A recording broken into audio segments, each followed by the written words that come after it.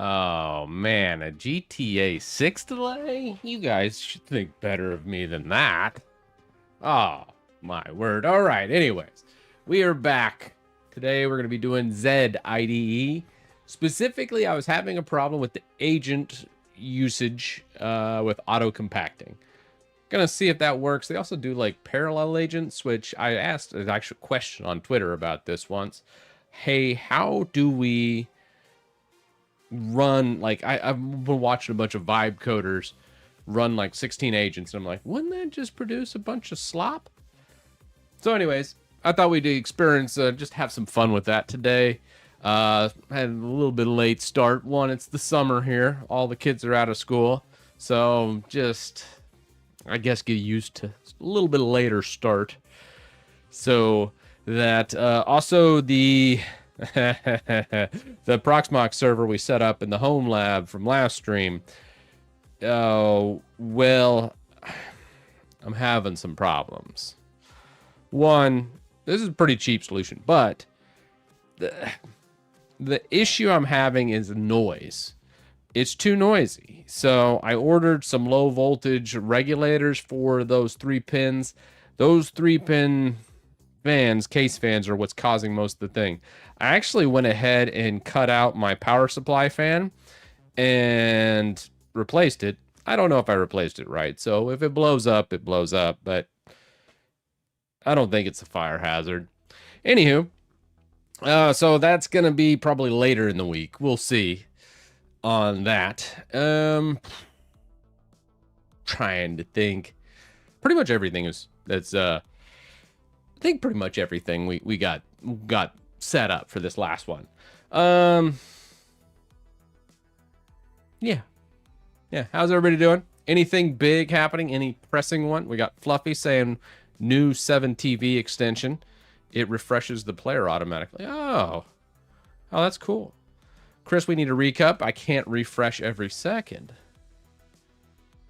Skill issue, Gabby. I did see Gabby has a massive PR for the Win11 creator. Now, most people don't know the background when it comes to ISO creator for WinUtil. Little refresher here for folks that didn't. We initially had an initial commit by Conti where he put up kind of like the idea of it. It was a little bit rough around the edges when he put it in. Coding Wonders took it over, did a bunch of stuff for like 2 years, like fine-tuning it, adding features, other stuff. And then it just got so bloated that I was like, oh my God, we got, like, it was 10 different files. And then I was like, hey, this is too much. It needs to be its own project. So we splintered out MicroWin, and Coding Wonders has its own, like, made in C# MicroWin. If you're going to do something like that, I think it should be like a C# project. If it's going to have a lot of features. So then I was like, okay, cool. So we removed all that code, and then I made, it's only 3 files in the current WinUtil. And I brought it down and just said, hey, I tested it out. I installed Windows literally 100 times to get it to Win11 Creator. No Windows 10 support. I'm not going to do some wonky ESD conversion to Wim and then import that in with DISM. I dropped all this legacy code, and I just said, hey, if you want to make just a stock Win11 creator, there you go. And Rufus actually just did this too. So if you're a Rufus creator on Windows 11, I believe they do something similar to what I'm doing here. Gabby says the current Windows is more bloated than MicroWin. Well, needless to say, the one thing about Win11 Creator is we've gotten a lot less issues. We were getting a lot of issues with that specific workflow. So simplifying it, making Win11 Creator really cut down on the GitHub issues. And that was kind of my intent. I just wanted to make it simple so people could use it. And then if they needed something more, they could go to another project. That's the idea behind Win11 Creator and the replacement of MicroWin. I got it to a spot where it's stable. And that's where I just kind of want to leave it. But Gabby has introduced a massive cut to the PR. And I'm going to say That's going to suck. If it fails, I just won't accept it because I really don't want to install Windows again. That was not fun. I installed Windows so many times. So many times. It won't fail, Gabby says. It better. By golly, it better. Because if it fails, Gabby, if it fails, 50% pay cut. Straight up.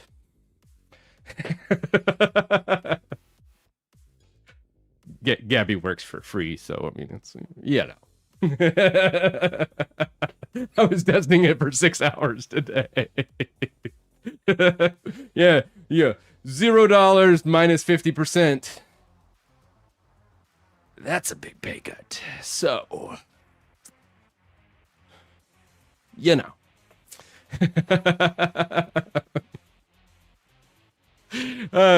Just a few minor tweaks. So we got to look at that PR because I honestly, it takes a special kind of person. Like Coding Wonders, love him to death, but God, you have to be a little bit mentally deranged to deal with Windows installs day in and day out. And that's what Coding Wonders does. I just took it over just to try and simplify it a bit. The front end is pretty simplified. The back end, I will admit, it was kind of done in about 5 days. So, I'm not proud of that code, but it does work. So yeah. Oh no, you made checkboxes for you in that PR? Oh, okay. Well, we'll see. We'll see. Yeah. God bless Coding Wonders, though. Yeah, he deals with that crap every day, all the time. But the idea is simple. That's the idea of it all. I just want it as simple and as small as possible. All right, so we might take a look at that today. Other things working on here, just to approach anything else going on the stream. So Zed, probably look at that workflow, see how that goes, how smooth that might be. We'll see on that transition. It's going to be interesting. And I have a confession. Before we cut out, one last thing before we go. Well, two last things. One from a personal level and the other one from a other level. First thing, personal level, I did Murph on Saturday, and that's a very long, grueling workout. And you know, I didn't like break any records as far as time goes, but focused on form.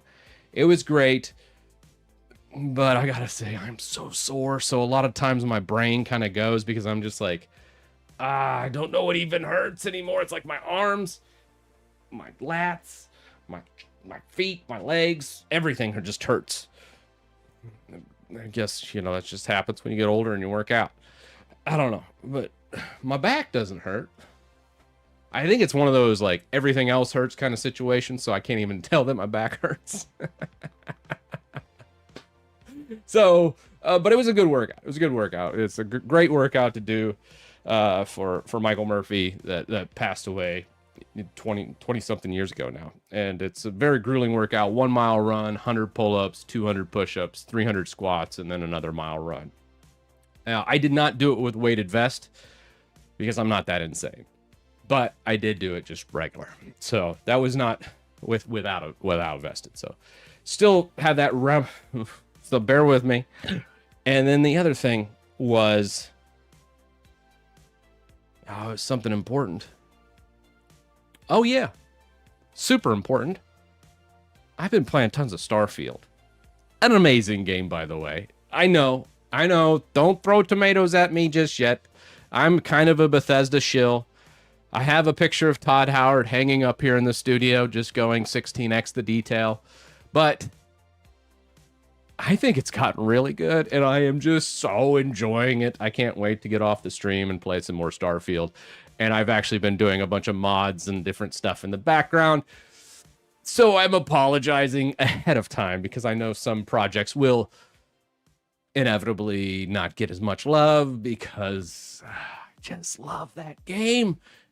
Can't wait to get back into space. Oh, yes. Space pirates. I mean, Starfield did get a lot better. All right. Back to it, guys. Whoo! Oh yeah, and win one shot. I didn't even mention. We should definitely talk about win one shot. Just how many days left? 5. It's going great.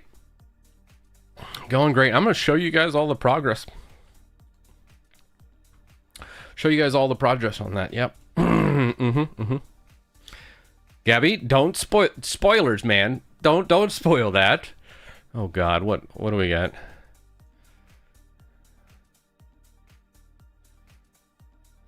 That's a lot of issues. Oh. Ah, damn it, we're gonna end up installing Windows again. FML, man. FML. Wherever I go, there it is. Just Microsoft laughing at me. Going, I screwed up again. You can't fix me. I'm just a wild jackal out to destroy and make people's life miserable.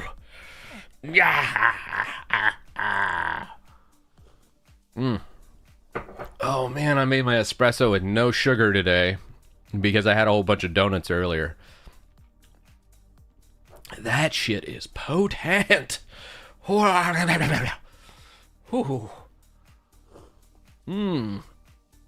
Dang, I can feel the chest hairs growing as I drink that. Anyways. Okay. All right. Let's go. That's for the remove microwin PR.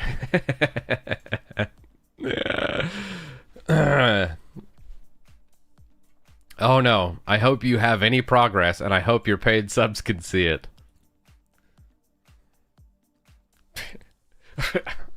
What do you take me for, a degenerate streamer that's just playing Starfield as soon as the stream ends and not working on actual work?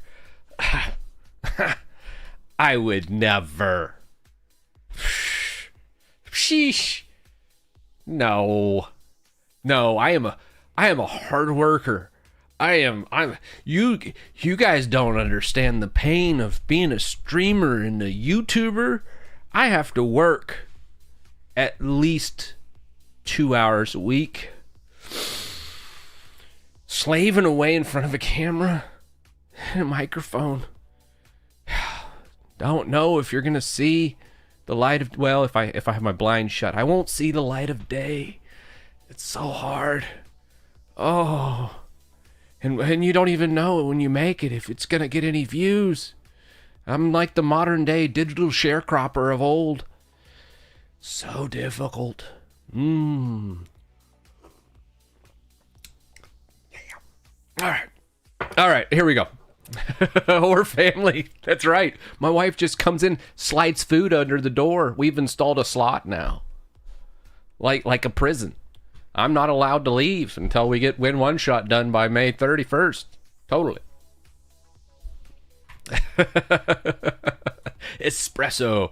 Gosh, I tell you, every stream I say it, sometimes I mispronounce it and I say espresso. Dude, the grammar Nazis are after me. I'm trying to say espresso, guys. I'm trying to say espresso. Espresso. You know? And sometimes the Texan just takes over and it's just like, espresso. You know, America. All right, anyways. Don't fail us. You fail yourself. 1st of June. I would never. I'm like 95% done. I just got a little bit of things to add to that Win One Shot, and it's done. Yeah. I mean, super easy. Barely an inconvenience. I mean, she's almost there. Especially is the worst. There we go. YouTube especially is the worst. Yeah, I sometimes do that as well, especially. I mean, it even sounds like I'm saying especially, even when I say especially. Pronunciate. Peter Piper picked pepper. All right, anyways. Paru or yay? These are the important questions, Cube. I am a big fan of yay because it's 3 letters, where Paru is 4 letters. Now, I know some people are saying, but Paru is written in Rust. Totally understand that. But I feel like my argument is better. 3 letters is less than 4 letters. Honestly, they're so similar, it doesn't matter. Paru or yay. I mean, frankly, you could just alias yay to Paru. All the syntax is the same.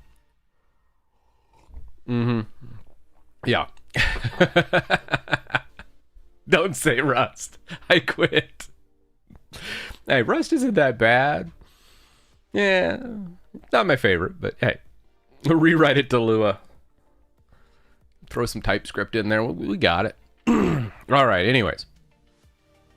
Should we start this Zed install? Do we even have Zed? Oh, we already have Zed installed. I was going to try and transition over from VS Code officially to Zed. There we go. Now. The Zed agent. Toggle sidebars. Control-Alt-J is the new hotkey. Or no, that's not the new hotkey. Control-Alt-B for that. So, let's see here. The one thing I miss, I think, is probably like this. Can we fetch it? Already up to date. No changes to commit. We have the file view. It's clean. I really like Zed for that. I think we'll be good.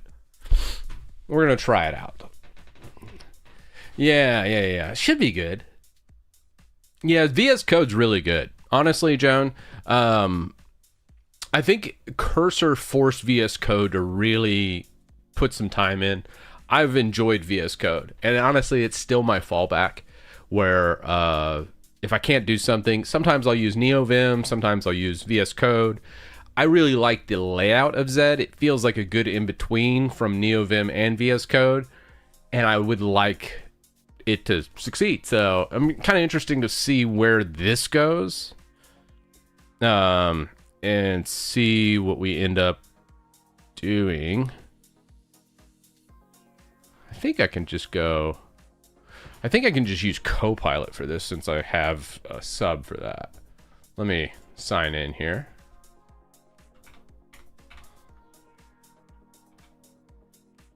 Okay, yeah, that worked.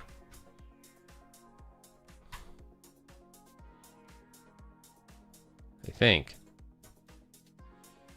All right.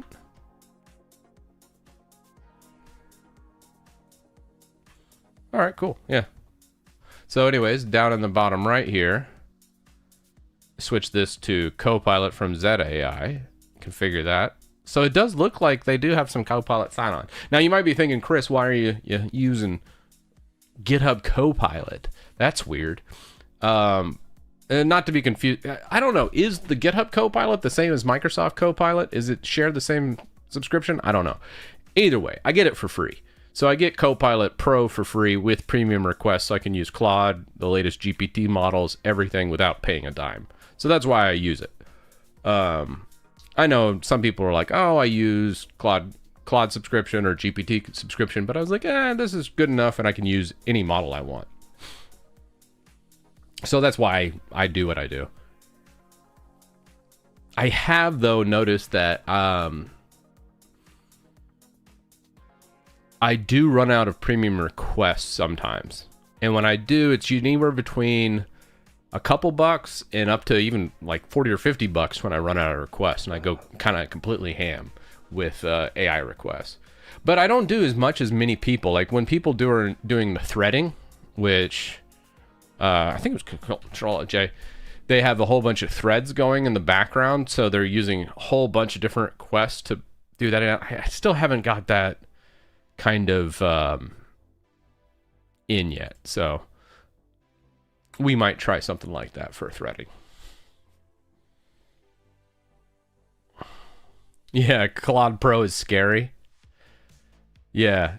So yeah, I don't know. What's chat's? Let me ask just what's y'all's take on? Oh, Zed AI is really good at auto completions. Yeah, I mean, I might try that. We'll see. I mean, hell, they're sponsoring an upcoming video. That's why I'm going to try Zed. I also wanted to try Zed, like, what is it, 6 months ago when we tried it last? And then it didn't do auto compacting and a couple other quality of life. I think it didn't have tight integration with GitHub was my main gripe back then with some auto compacting when we were just using the agent. Yeah, well, so it'd be interesting. The dude abides. Just me, thank you for the super chat. Coffee and one shot. All right. Got my espresso. I'm sorry. I can't rage baiting people. Espresso. Oh man. Maybe I think when I run out of this espresso, I think I might switch the brand. I went with the trash can espresso. I mean, I got a ton of it though. I mean, it's like that size of a container and it's like that tall. Like it's massive. So I can just go to town on that thing. It's like $20. It's cheap. And I'm kind of cheap. It's really good. Yeah. Price is right. Yeah. What was it? I was actually talking to my daughter about this. When did the Renaissance happen? And wasn't that the discovery of coffee? When like all these like Da Vinci and all these giant evolutions in human inventions came about? I think it was during the Renaissance era when coffee was discovered. Please correct me if I'm wrong. I'm sure someone from Europe would know this.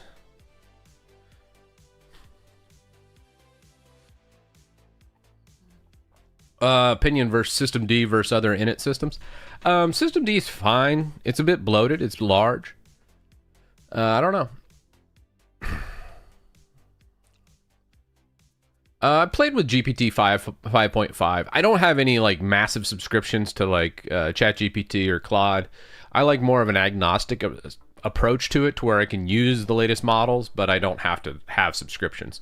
So I don't have any premium subscriptions to anything. So I try to do things with as little money as possible, but I do have API keys.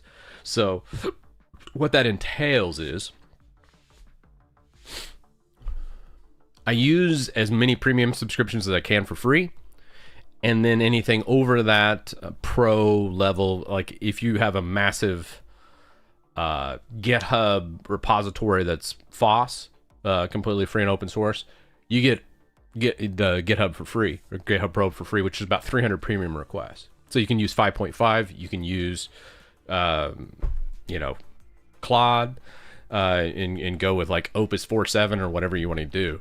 And you can use up some of those so you can get a taste of it. And then if you need to keep going, you can just pay per API request. And honestly, I haven't really had any massive bills, but I haven't hooked it up to like OpenClaw or anything crazy.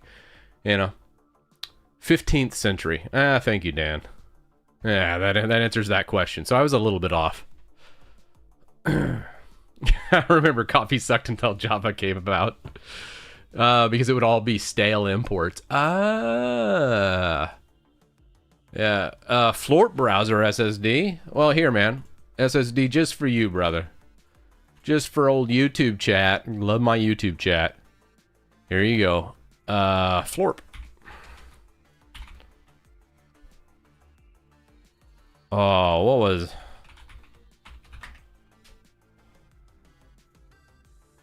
Here you go. Bam. I did it January 2024. Dang, look at that. 300,000 views on that guy. Who would have thunk it? Anyway, so if you are interested in Florp, I actually covered it 2.5 years ago. Probably, I think it hit mainstream sometime this past year where people really started to see it. But I really liked it. If I was big into Firefox, it would be like, hey, there we go. opinion now of the browser. I haven't really tried it since. I'm just not a big Firefox guy. A lot of times I like my Chromium-based browsers.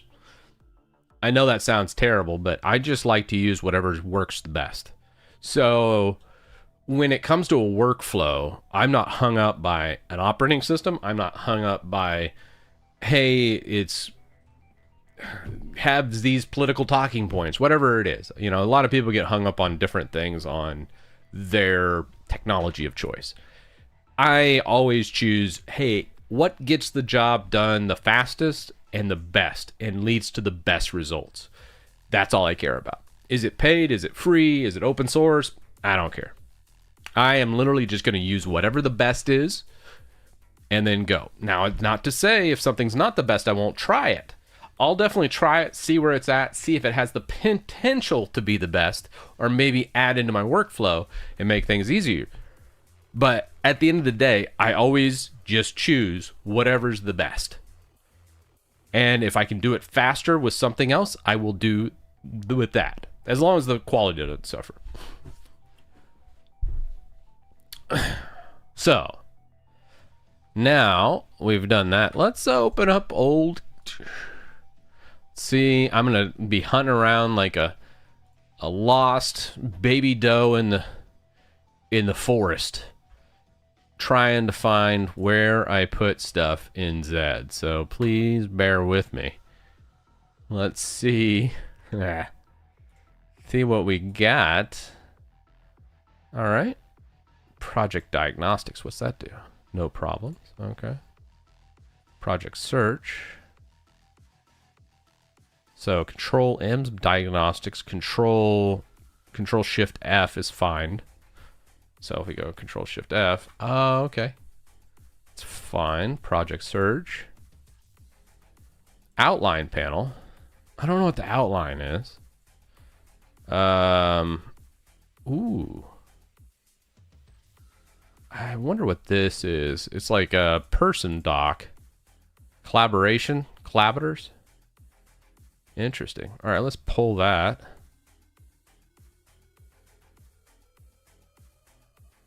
So it does pull properly. Let's install this on Windows now. See what the Windows experience is.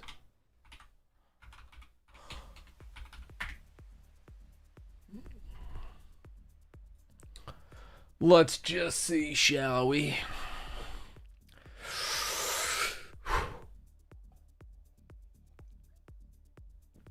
That's so good. Baby steps. Baby steps, man. I'm like straight up James Clear here. It's all about the little small micro adjustments. Rome wasn't built in a day. It's all about consistency.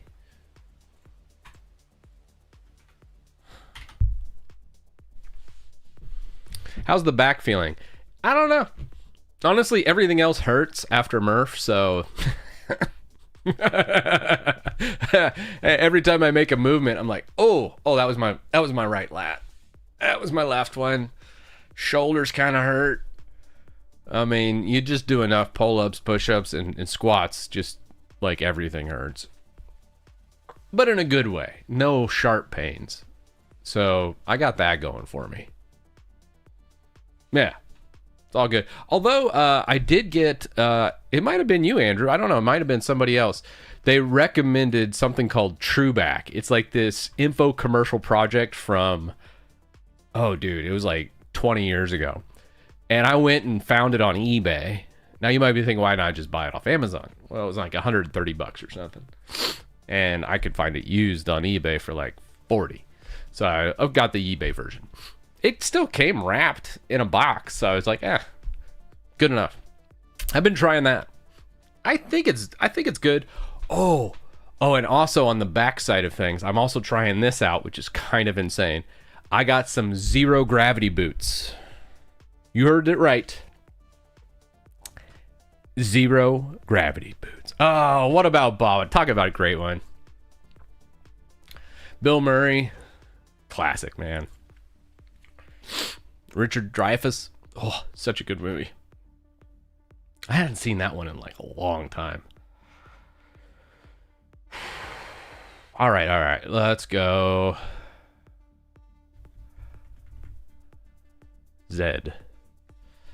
Dude, I totally am drawing a blank here. Oh, the zero gravity. That's what I was looking up. Check out my zero gravity boots. I need to do a YouTube short on this. Zero gravity boots.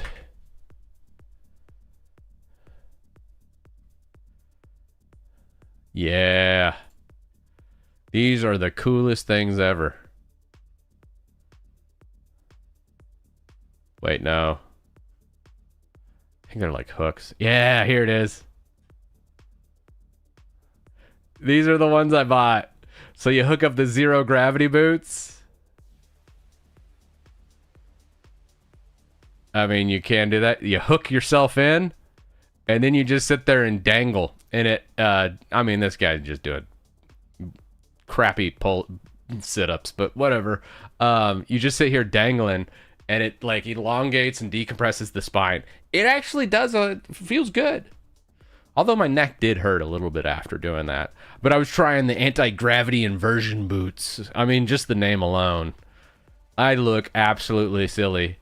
My daughter, when I did it, her review of me getting up there and doing it, she was like, I thought that would look cooler.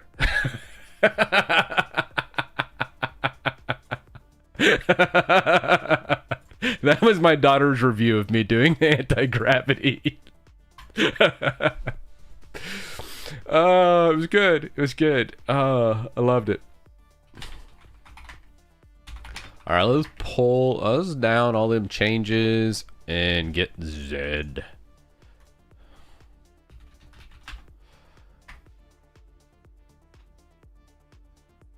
We're gonna just do the old WinUtil, since I think we have it in WinUtil.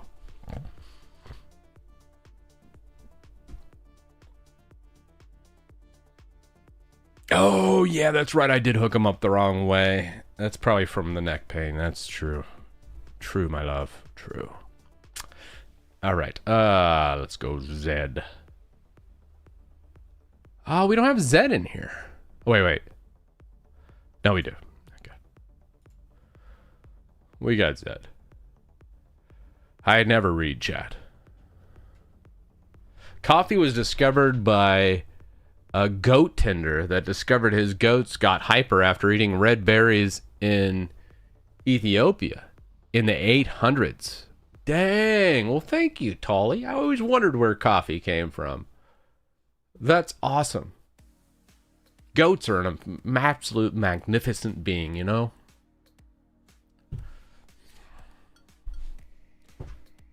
All right, we got us some Zed installed. Let's rock. Zed it up. Oh, you know what? We need to do a stream at some point going over, you know what I'm feeling? No, that's two. Never mind. Yeah, I think one's probably the way to go. Base key map, VS Code. We're going to go Copilot. Import settings from code. No Vim mode. I mean, I like Vim, but it feels weird when you got like a VS Code Vim combination. I feel like you should either go Vim or VS Code style. Yeah, you know. All right, that looks good to me. Finish setup. Open project. And then we're just going to jam out.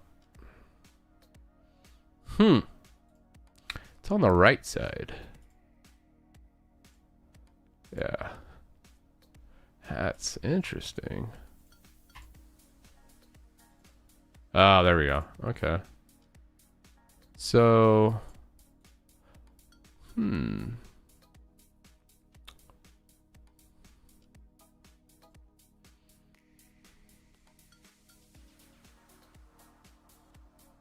detected dubious ownership in C. Oh, this might be a bug, actually. I think I ran into this on my other machine in Windows.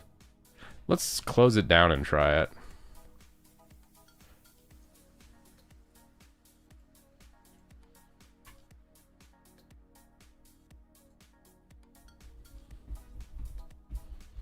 Oh, yeah, Zed's there. That's how we installed it. Yeah, I didn't trust all the objects. Let's try to relaunch real fast. Well, let's pin this guy. All right, there we go. Huh, still says detects dubious ownership. Is there any way to do this outside and do a safe directory?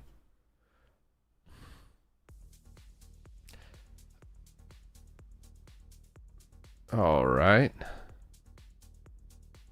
So you can do a git config add to reset the list of safe directories.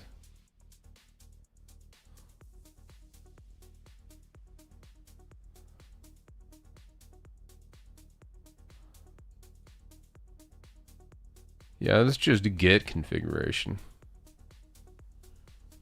Git config add safe directory. Well, let's try their agent mode and see if it's see how that works. Shall we? Okay, we got the terminal. Oh, I like how that spawns in. Can we change font in the terminal? That be the next question. Let's go to config.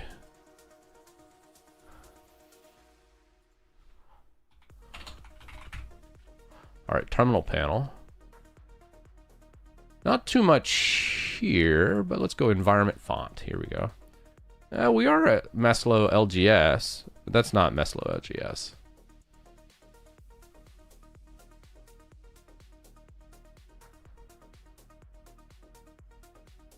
Oh, it's not reading the font. All right, let's go Cascadia, yeah, there we go. We're just gonna go Cascadia Cove, nerd font mono. For whatever reason, it didn't read that.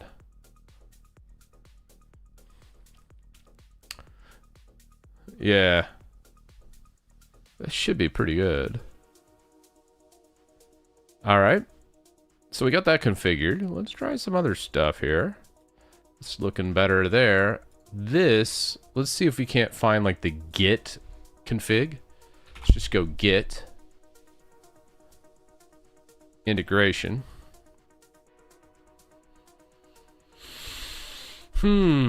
So we got git blame view, but the actual git panel itself, is there a trust? Because right now when I hit trust directory, it doesn't do anything. If I hover over it, it's git config global add, straight up that.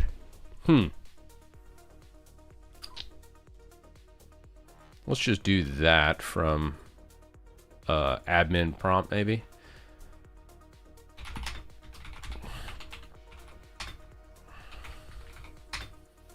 Global add directory, and then I think let's quote this just in case. Let's go back, users, subscribe, GitHub. Do we do star? I feel like that would be fine. I also want to kind of take that. Let's paste it here just in case too. Let's see what we have. Yeah, that's a proper syntax.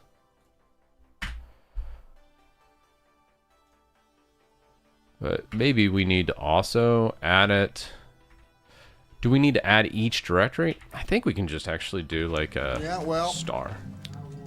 The dude abides. Game Evolution, thank you so much for the 1 month resub. 27 months now. Holy crap. All right, let's relaunch. Just to see. I think we'll have to specify each directory maybe? No? Yeah, no. I think it's a bug. What do we think, chat? Let's try to specify WinUtil like that. We'll try to specify the directory correctly. Maybe it can't just do a base directory. No. Still no go.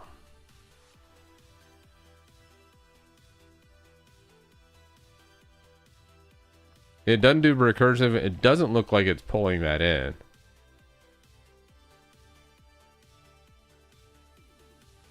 All right, 25 gold says Zed settings trust. Where do I insert that? So that should be under settings, right? Let's go settings file, actually. All right, so let's go trust projects or session. No. Trust. No, trust isn't there. Okay, so that's not in the settings. Can we do that? Just search trust in settings. Okay. Let's go settings. Trust. Ah, here we go. Let's just trust all projects by default. Perfect. All right, great. So now we should have it.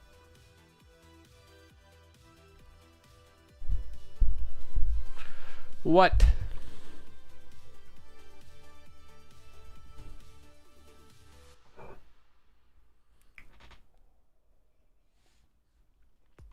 Anything else? Take on the project directory? Yeah, I don't think it's a. I don't think this is a directory problem, guys. I think it's a Windows on Zed problem. But just to humor you, let's just go ahead and make everything not read-only. Let's go to security. So we got administrator and subscribe, full control of both. Yeah, we already have ownership of this. Huh. Yeah, I think it's a Windows Git specifically right here. Yeah, Gabby was saying don't import VS Code settings. Reopening the tab might work. Let's try that.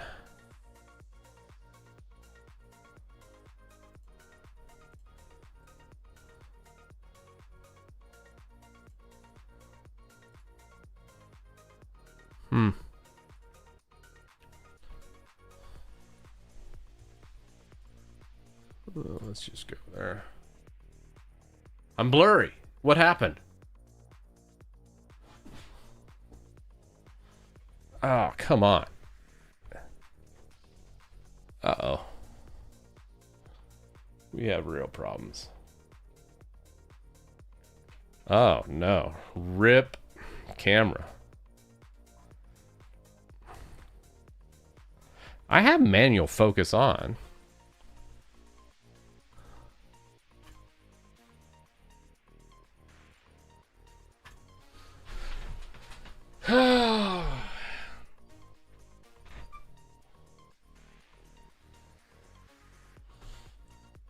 Oh, come on, camera.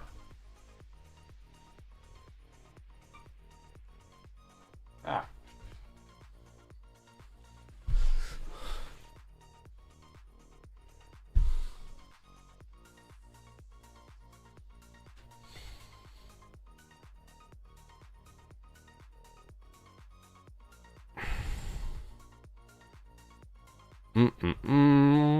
Minor malfunction here.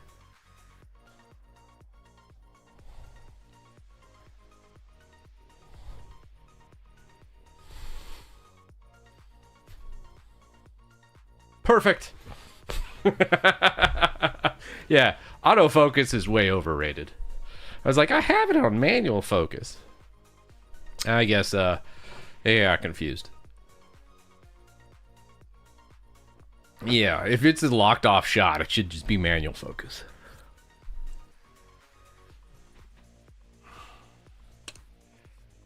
All right, so we have a problem here. Gabby, you're saying you don't have a problem with Zed on Windows. So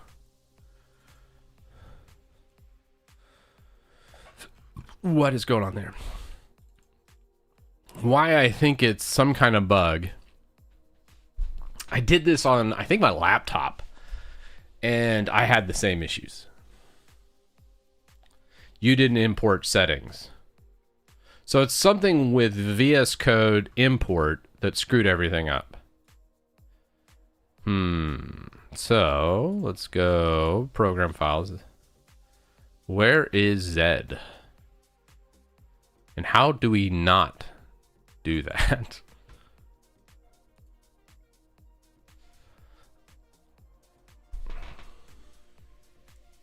Oh, it's installing app data. Huh, interesting. Yeah, let's go app data Zed. Ah, interesting. They installing. Oh, okay. Just some of the settings.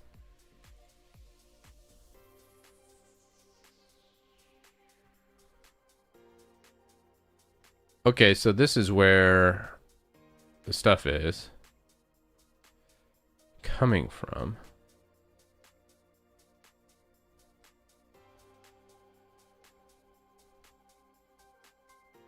Well, hell, let's try the AI assistant. As soon as I find it, agents panel, configure.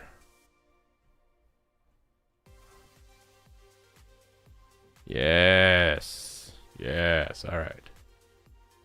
We're going to configure this. We're going to add. Oh, come on, man. One second. Oh, no, GitHub's there. All right, fine.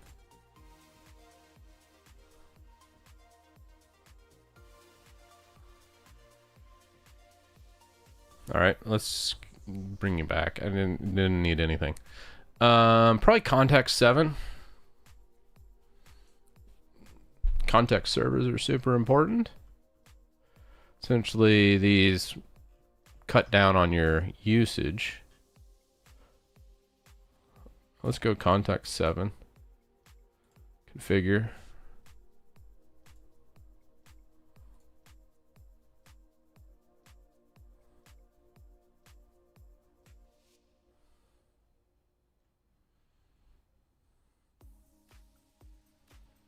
Where's the configure at? Ah, okay. Context 7. Perfect. All right, one second.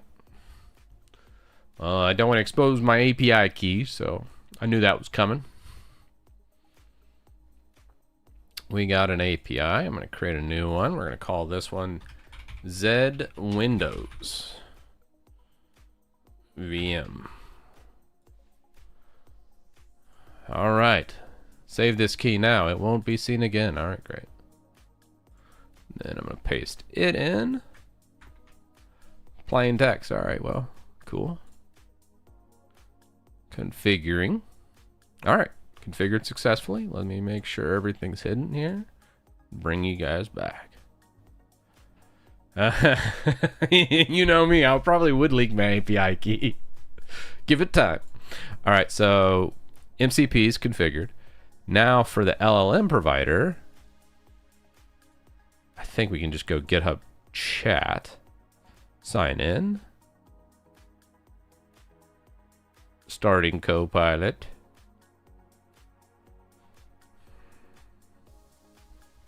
One second.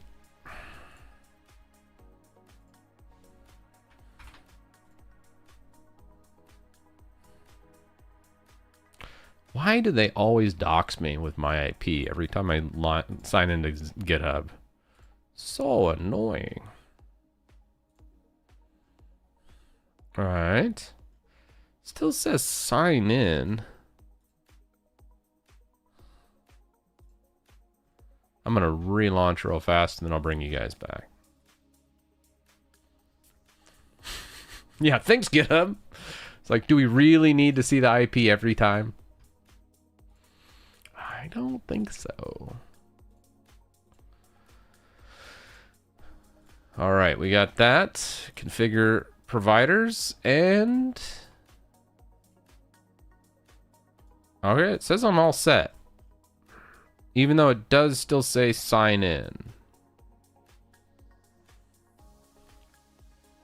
We'll bring you guys back.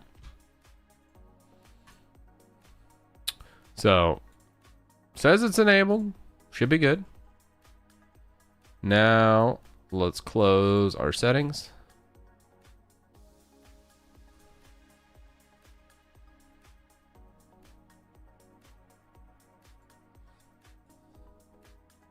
So this is Zed agent. So we just close that, select model, configure. We have Copilot agent right there. We have our MCP server.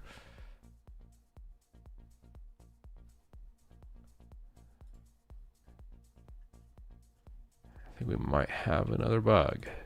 It says it's enabled, but click the X. Click the agent switch on the top to switch.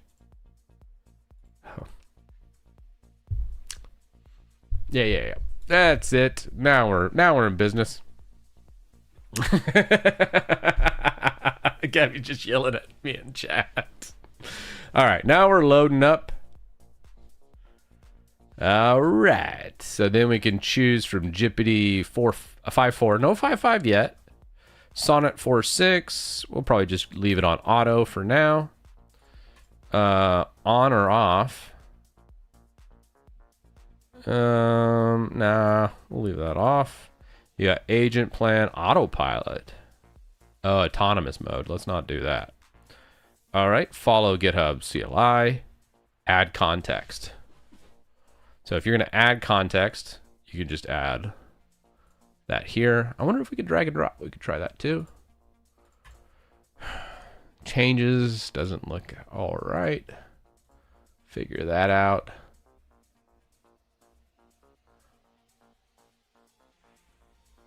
All right, now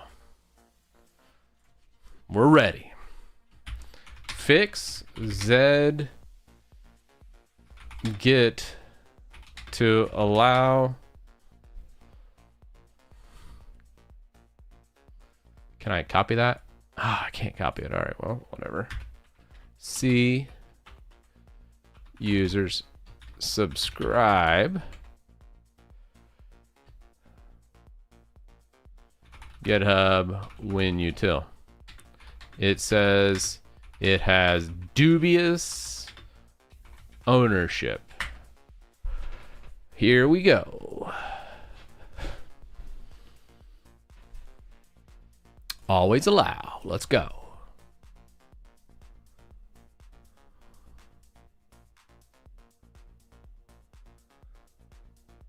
I guess I was just doing it wrong. Thanks, agent.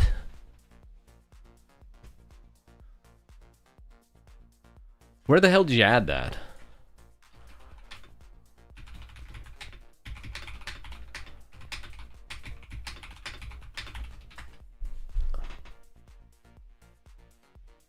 That's exactly the command I did.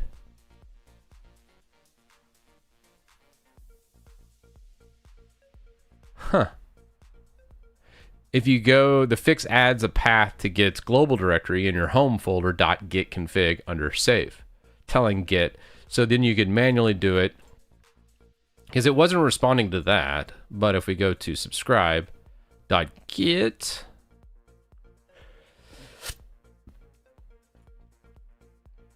.git config,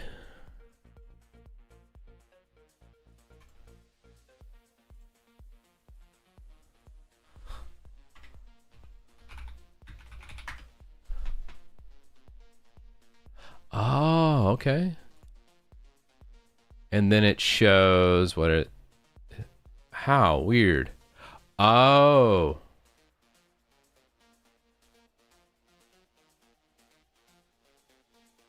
So it read it this time because of how it did it here. When I was doing it, I was using backslashes. So when doing the safe directory, it was causing that to happen.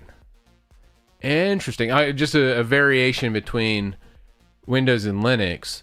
In Linux, you'd never run into this trust problem because you're just so used to doing backslashes when doing that in Windows. However, Zed in Windows will still want forward slashes. Interesting. Okay. Well, good to note. That did fix it, though. I was wondering what was going on here. But this did fix the trust. Okay. Beautiful. Now I understand. Now we can actually look at... Oh, wow. We got a lot of PRs. Dude, how many PRs do I have just sitting here local? Oh, man. Whoo, Edwin, thank you for 35. Appreciate you, brother. That's awesome. Good streak. All right, let's clear this out. New thread. Control-Alt-Shift-In. And Control-Alt-Shift-In. So if we have something in here, Control-Alt-Shift-In. Just Control-In would do it. So Control-In. Yes. Perfect.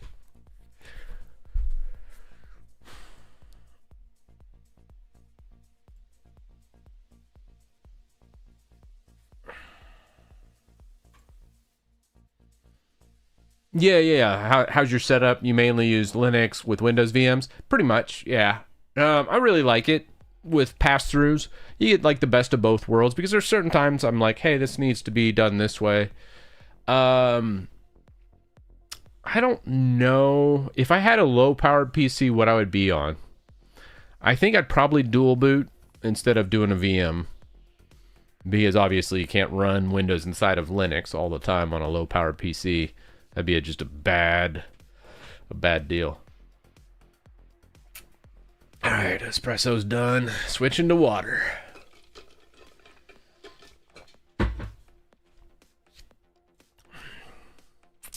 Oh, yeah, we could just try it without. It's a good point. Do we have recent files? Control R. Okay, that's projects.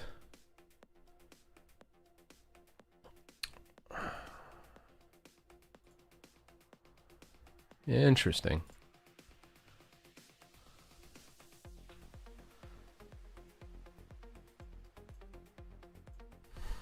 .git config. Yeah, I think we just do safe directory, just GitHub. Let's see if it does recursive.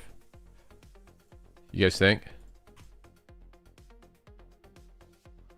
For science.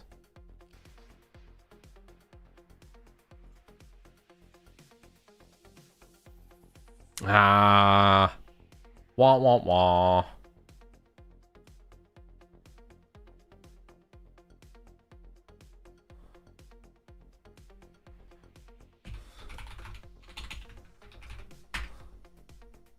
Well, what if we do wildcard?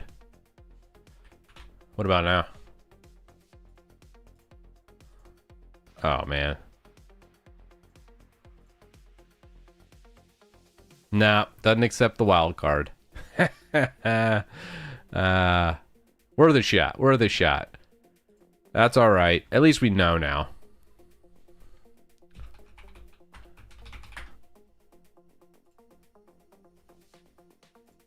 Oh, that's a folder. Let's open file. Open file, Control O.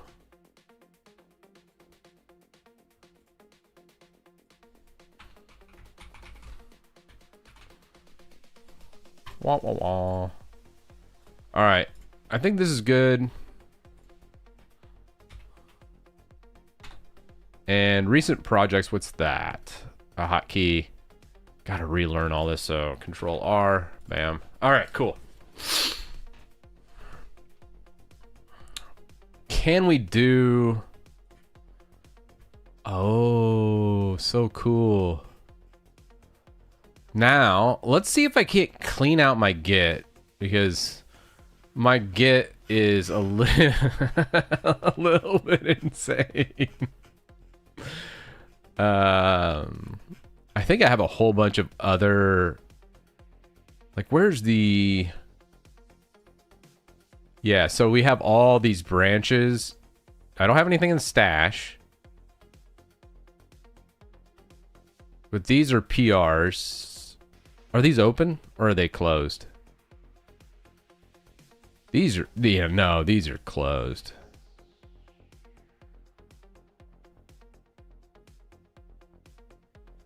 Okay, this looks open.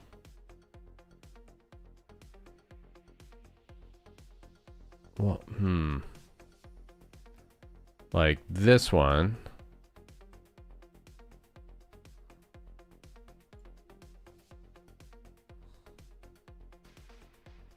Feel like I shouldn't do it from here.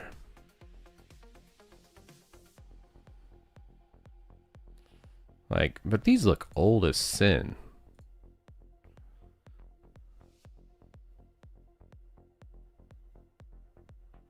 Okay, these are just old commits just hanging out in my Git, I think. So I should probably clear all these out, right? I'm thinking so.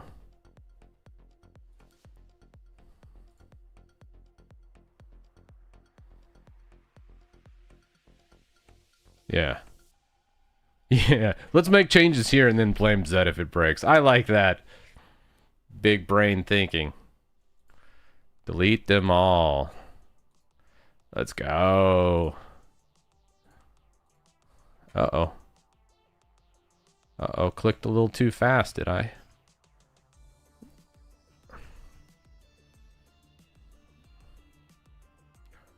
What's this one right here? Main should be what we're on, right?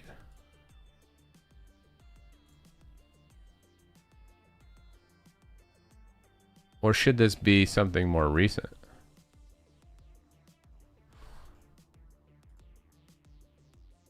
Yeah, so this is the main work tree in the main branch. So then all of this should be able to be deleted.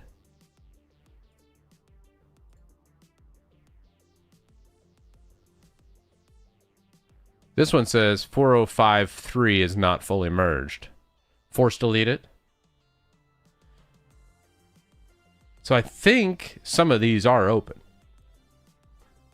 Yeah, maybe don't on that. Let's just keep going until if it gives an error, then we'll just leave it open.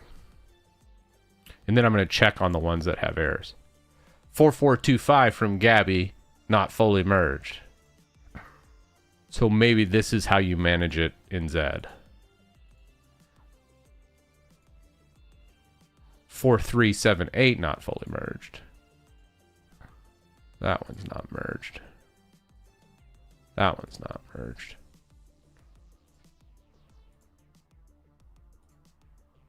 Interesting.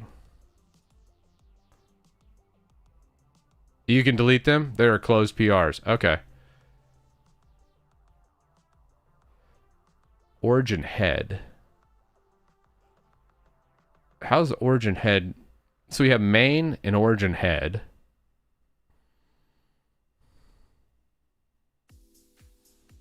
Interesting.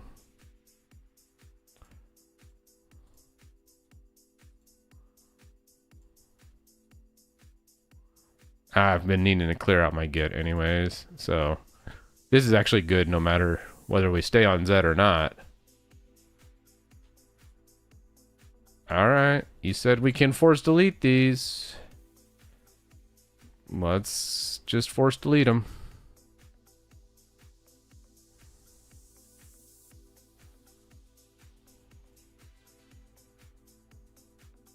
Alright, Alt delete. Seems like they're just like spawning in new ones as I delete them. Alright, so stash and branches. Git is completely clean over here. I haven't cleaned that out in forever. So, everything's gravy. Let's do a fetch.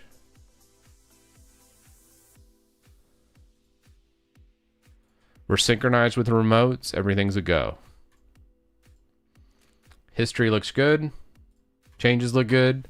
Let's verify that on the web.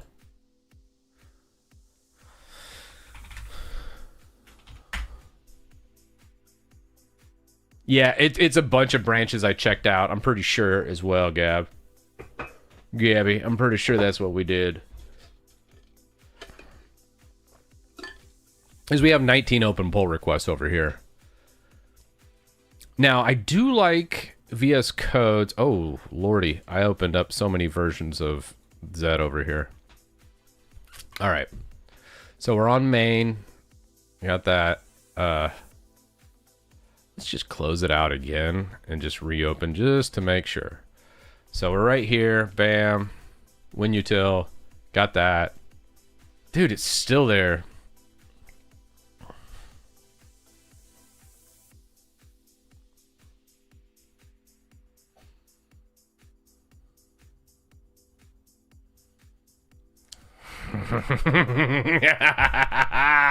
No, those are new. Gabby's like, no, don't do it.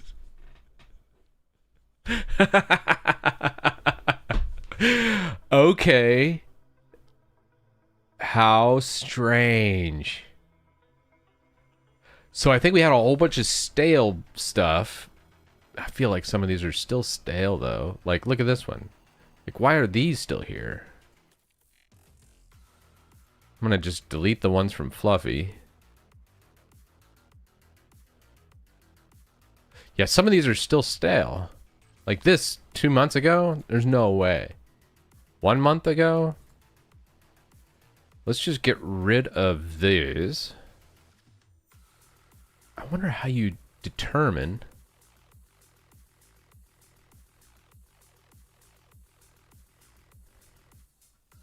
I think I just have so much junk sitting in this Git folder that I need to just clear it out.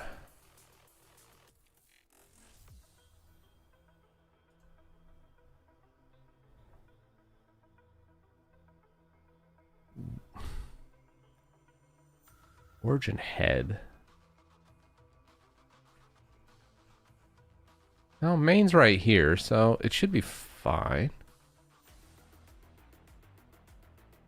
Yeah. I'm just trying to figure out why the branches are like this. Like, what's the workflow for messing with Git in Zed? Essentially what we're trying to figure out here. And I think my Git was just so jacked up that it's like, eh. Is it actually getting rid of these is the better question.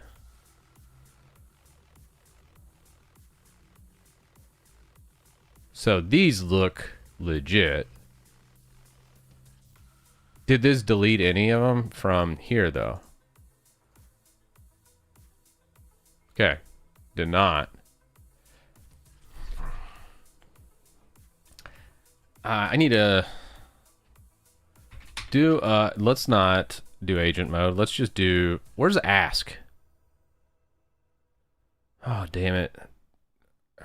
We have so much brain rot now that we don't even have an ask mode. I don't want you to change anything.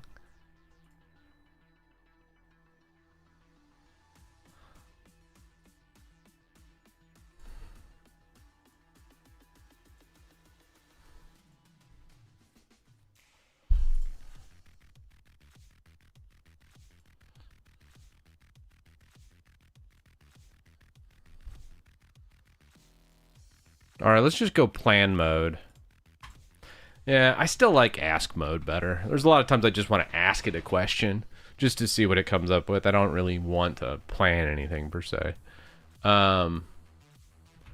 Check all local branches and find stale ones that don't correlate to a open PR in the git.git folder for WinUtil. Make a report and how to clean.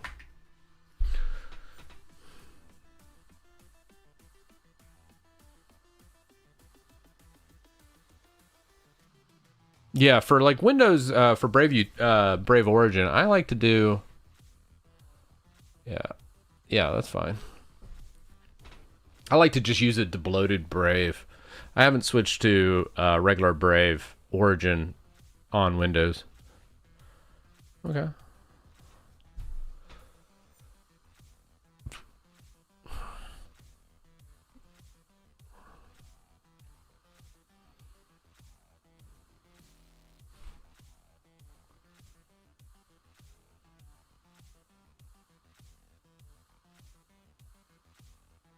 Measure local branch status. Okay.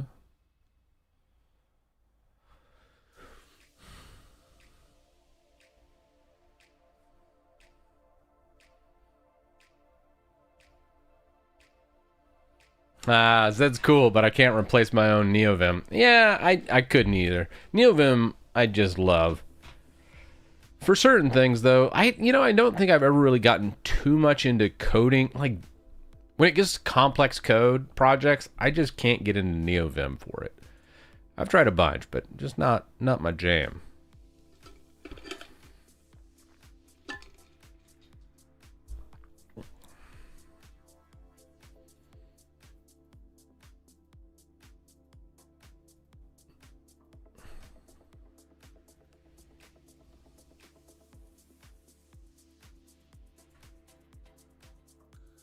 Check history for WinUtil -2e. Uh-oh. I think we've got a hallucination on our hands. Dude, I still can't wrap my head around agent mode. I'm struggling here, guys. If it can't do basic requests like this properly, how is it going to properly send out 5 or 6 or 10 agents, whatever it is, and put together something that's not absolute garbage? I'm having an issue. Okay. With that. All right, let's see. What do we got?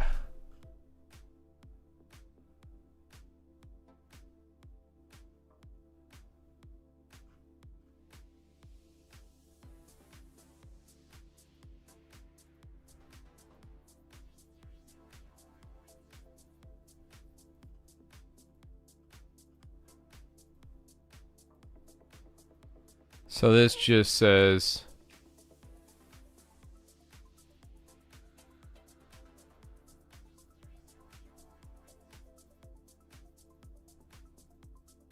so apparently WinUtil -2e was a PR from Jeopard. Okay, that's where it found it. Huh. That's interesting.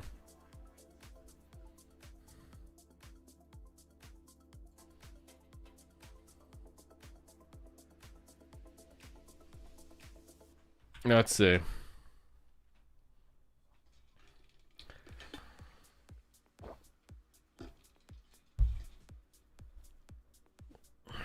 It was a branch, not a PR. Ah, I gotcha. I guess we looked at it at some point.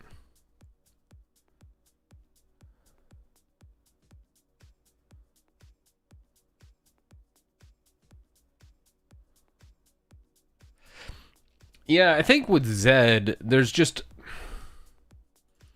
a few bit. The Zed Editor does not have a built-in, full-featured pull request panel, similar to VS Code's GitHub pull request extension. Okay. So you can't manage PRs directly in Zed. It's good to know.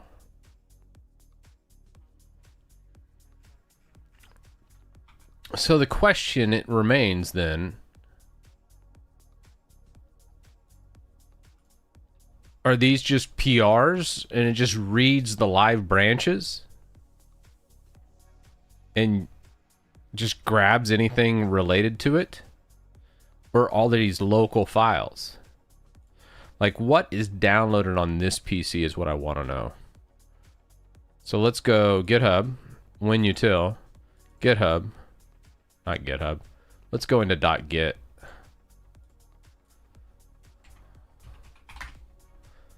And then does it show what local branches we have checked out here? I want to clean these local branches so it doesn't muddy up my thing. So let's look at VS Code really fast.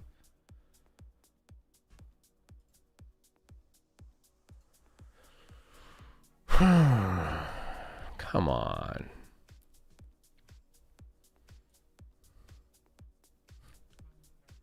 So these are remote branches. It's just reading the remote branches. And then you have the tags.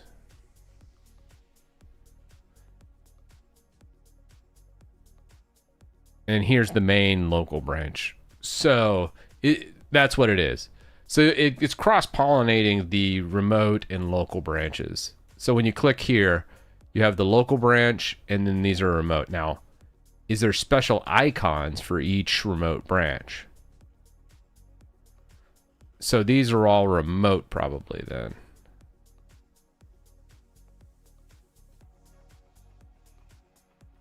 Yeah, git fetch prune. Let's try that. Yeah, bear with me here, guys. I'm so used to VS Code just taking care of everything. Alright, git fetch prune. Everything's working clean.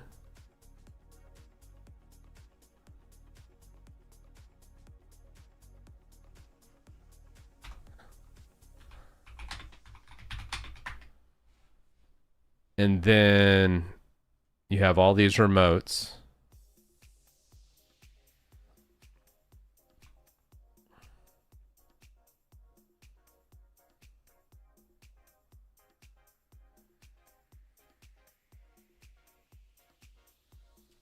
Yeah, so that's the thing. I've used VS Code for so long for managing Git projects. This is going to be a little bit of a hurdle. Something to know if you're switching to Zed. You're going to need to refresh on how you're using Git and have CLI Git commands and kind of in your back pocket.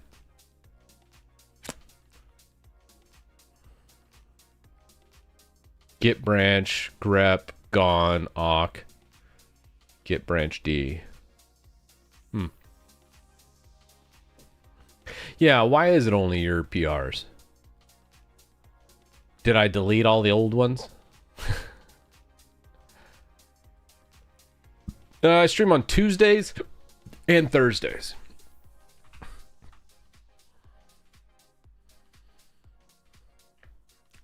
Gabby paid GitHub, paid Microsoft their sweet ransom, and now they only show his PRs. I see what happened. I see what happened. I'm on to you. I'm on to you.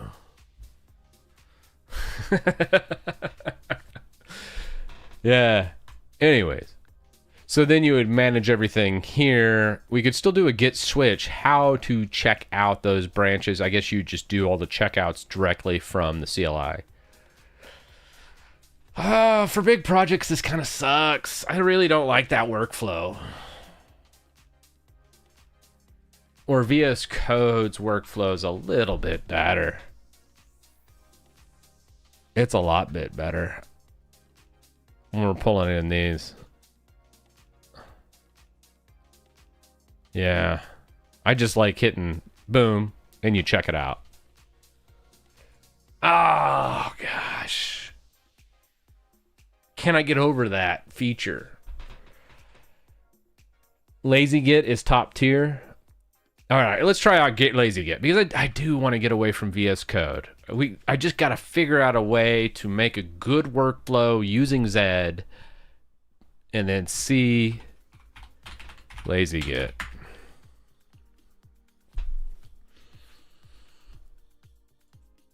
All right, terminal UI for Git commands.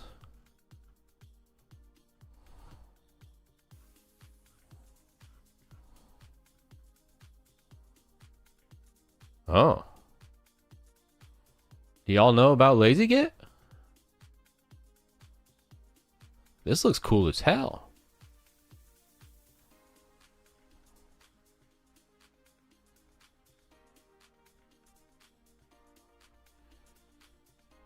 Really? Built-in cherry picking, which is cool. There's times where I just want to grab one little thing from a pull request. Just cherry pick that specific commit. Oh.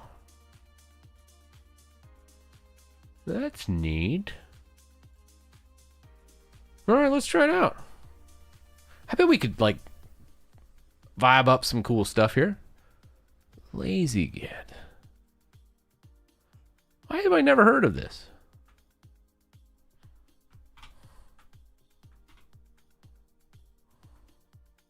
How long is that? How long ago was that? Oh, anyways. All right. So let's update that. But let's switch to LazyGit here. I think we can make this work. So zoom in. Oh. Okay, so like we, instead of doing it through the GUI, we could just hit that. Bam. What's the hotkey for that? Shift escape. So just be in here and then be like, oh, nope. Shift escape. Boom. LazyGit back. Okay. Okay. I got this.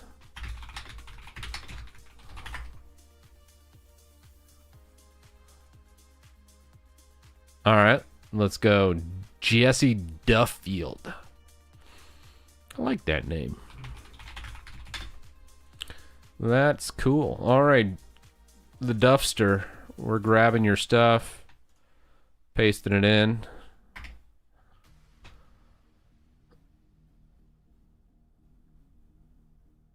All right. Boom.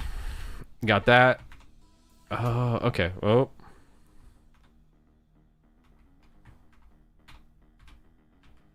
All right. LazyGit. Oh. Okay. Origin. Full screen. So then we got our local branches right here. We have our commits. Now using LazyGit, I want to see my pull requests that are currently open.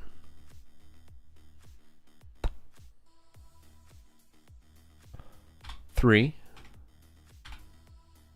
Can we move over? Local branches, remotes, tags. Where are you at?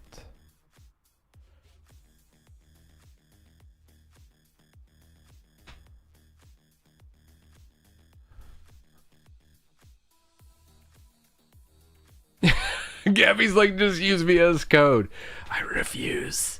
I refuse. You're gonna bear this pain with me. Psycho with all right. Yeah, buddy. Tags. So these are our releases. Remotes. So we have 18 PRs open, right? Or is there 19 PRs open? So it shows 2 branches in Origin, 14 branches in... Gabby, have you done 14 PRs? Bruh. Japard with 4. Why does Origin have 2 branches? These are the questions.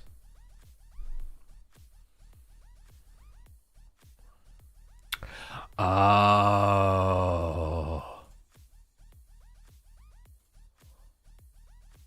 Sponsors update spawns on Origin.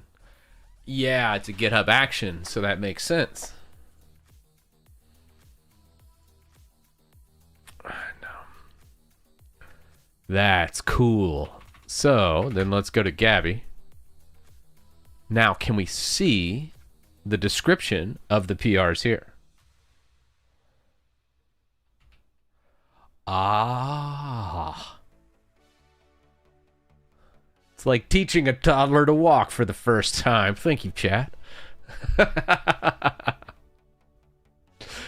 All right. So, we got that. Then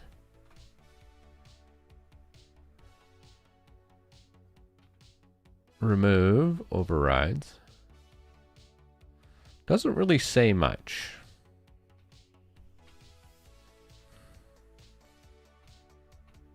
Is Gabby getting lazy and just not put anything in the... I think it's just showing the commit messages. You suck at making detailed commit messages.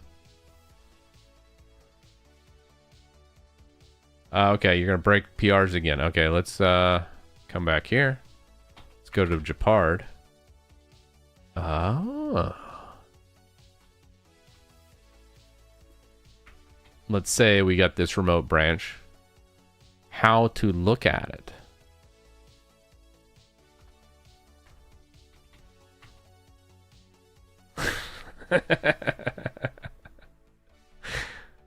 Vim keybind, by the way. All right, nice. Oh, yeah.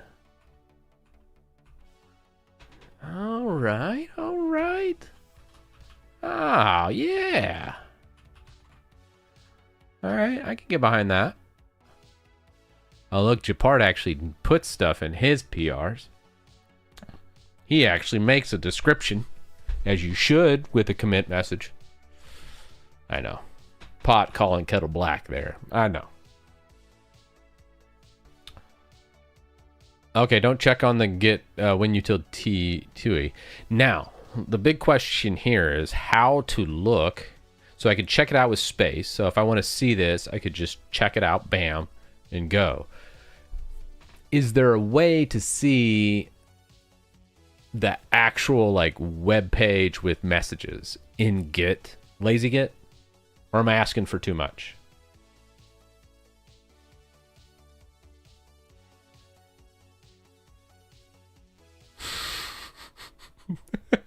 Gabby.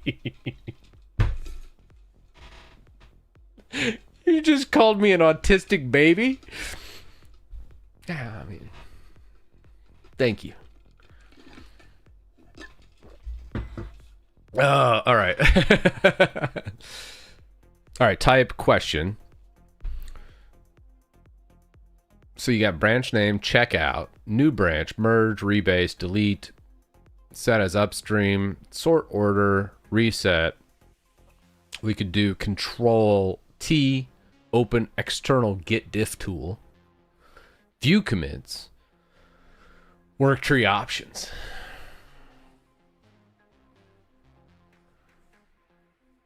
View command log option. Oh, let's see. There might be more. Oh, there's more here. Okay.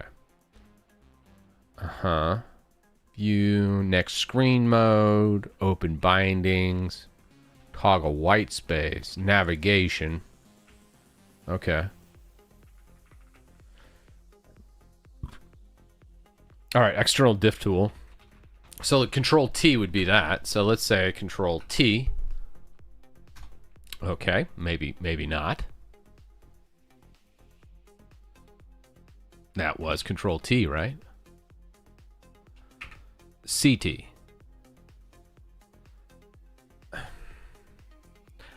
Okay, I think Control T is bound to something in Zed, and it's hijacking the hotkey for LazyGit.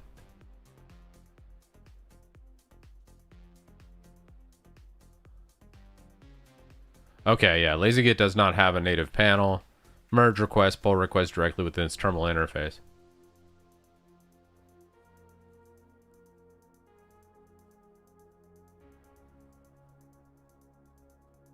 Don't you have to tell it what the external diff tool is?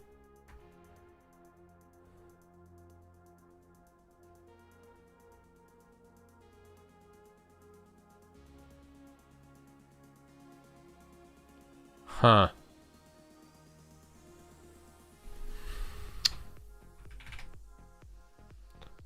Okay.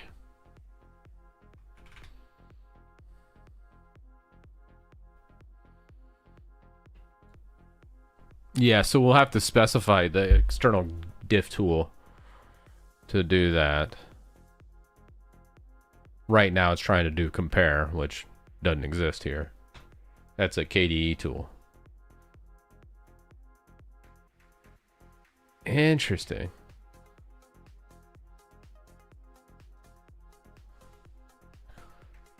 Yeah, VS Code I think is way easier.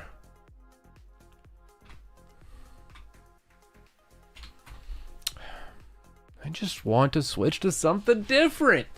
I just want some new hotness up in my life, and VS Code is just so Microsoft. But it does work.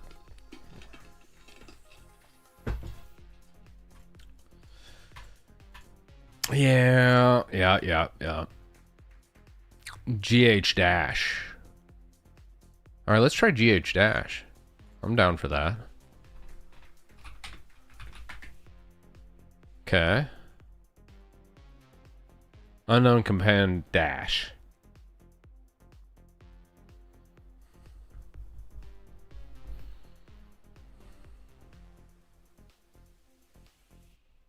Interesting. VS Codium's just VS Code.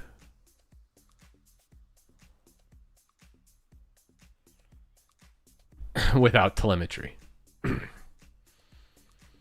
Codium's okay.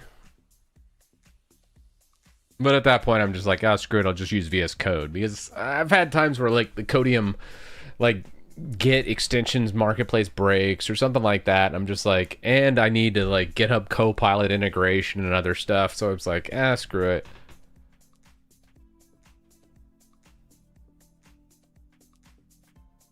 Oh, you use it on the web, vscode.dev? I don't think I've used that before, Gabby. Let's see what you got.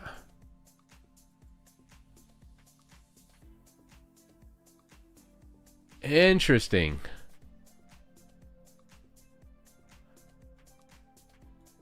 That looks awful. Ugh, VS Code workspaces. I think I threw up in my mouth just now. That's gross.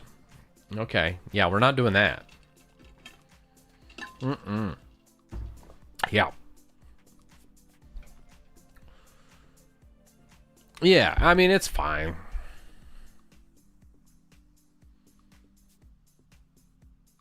GH extension browse, install the dash extension first. Okay, Ozza. Let's see what we got.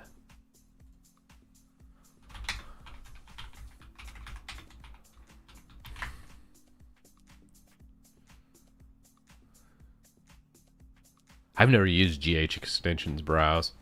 We're just, it's an exploratory stream at this point. Going where very few have ever ventured before. I mean, if we truly wanted to ascend, we would just install Emacs and only have Emacs everywhere. We go full autistic on that. All right, GH Dash, a rich terminal UI for GitHub that doesn't break your flow. I like what you're saying. All right.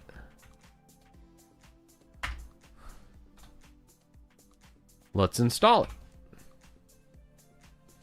All right. GH Dash. Ooh.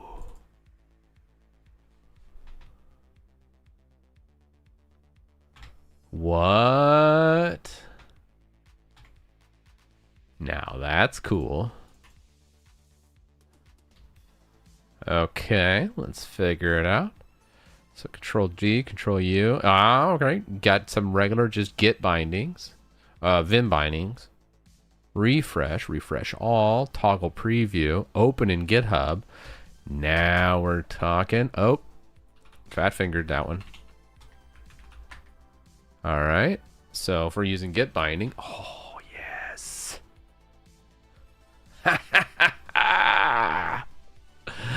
Oh, this is cool. Now we're talking. Yeah, buddy. We got our summary. We got our changes. All right. So then get over to that page. No. Let's,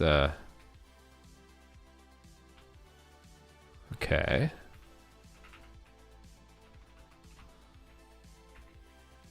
Okay. So let's say we're on power plan fix. This should be a pretty easy one. Very few. We got 20 lines getting killed, 13 being added. Did we test this one, Gabby? I mean, I think this might be a winner. I kind of like this better than anything. All right, so moving up.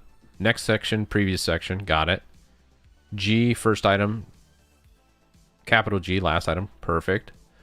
Preview page, down and up. Control D and U. So the right side, right up here, is the preview pane. V is approve. A is assign. A is unassign.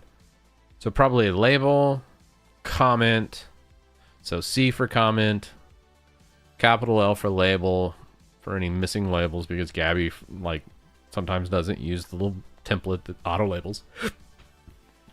M for merge.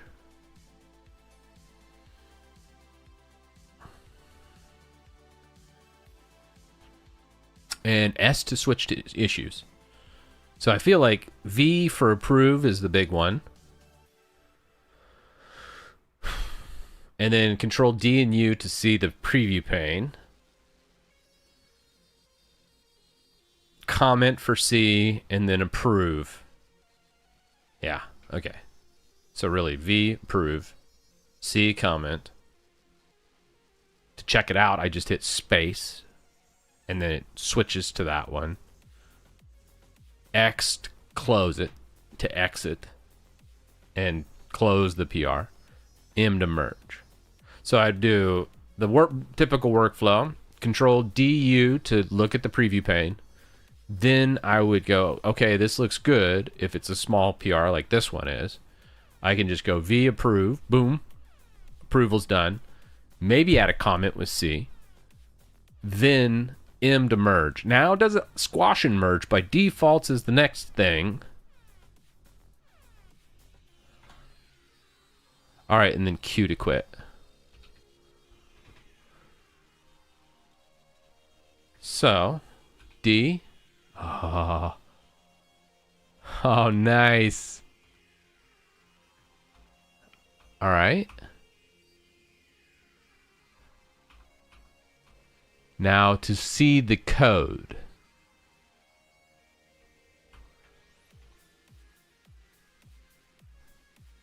Can you see the code in this?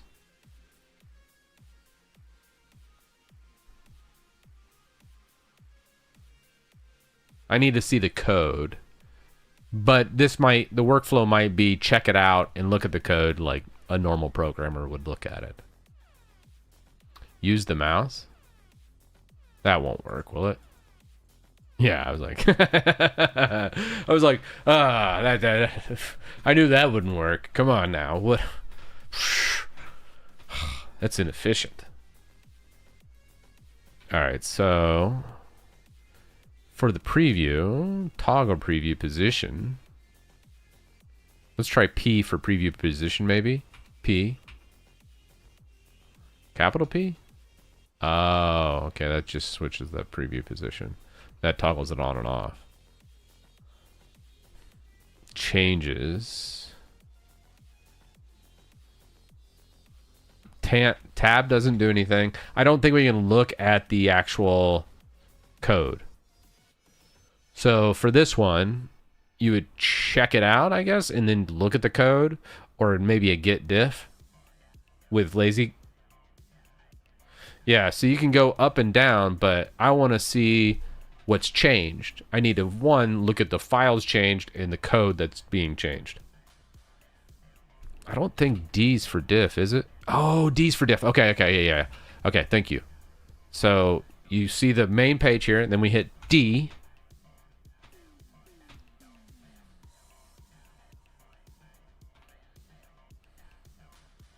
E expands the description.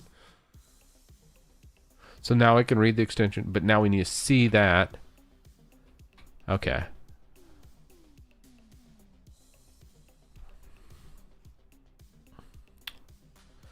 So it was outputting the diff to the CLI.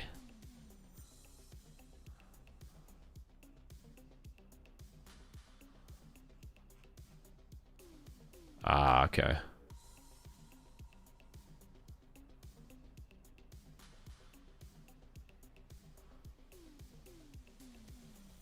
So we got WPF button being changed, performance being changed. Okay. WPF button, performance. Okay, so we added git diff, just outputted it here.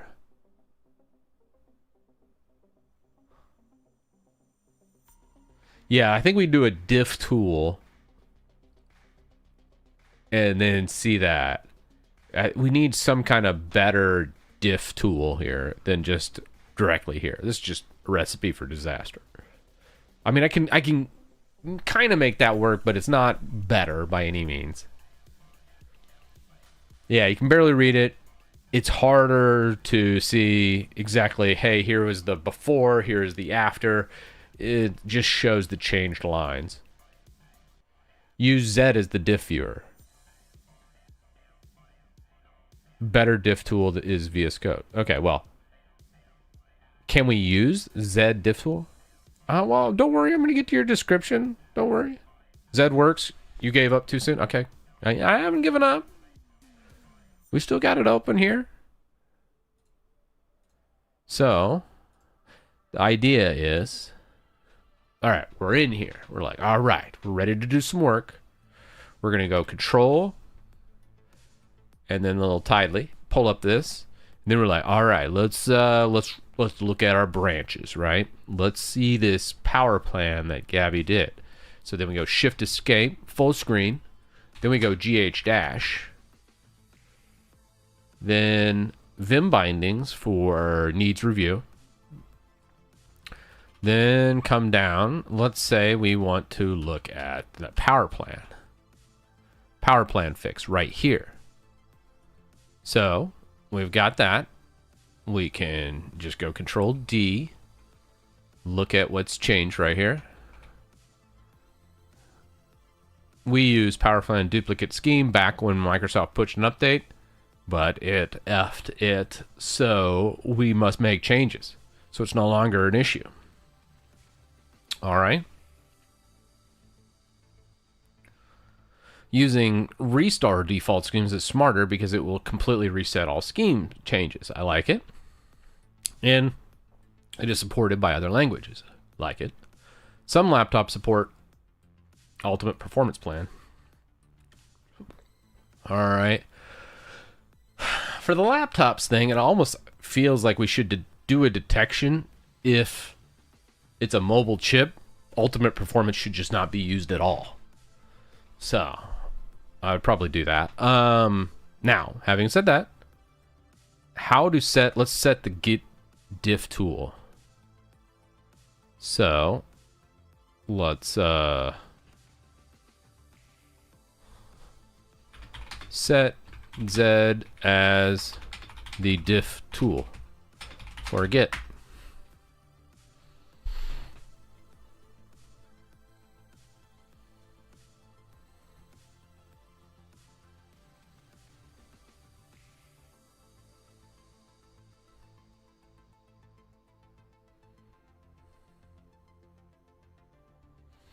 All right, let's stop that. Give me the command to set Zed for global diff tool for Git.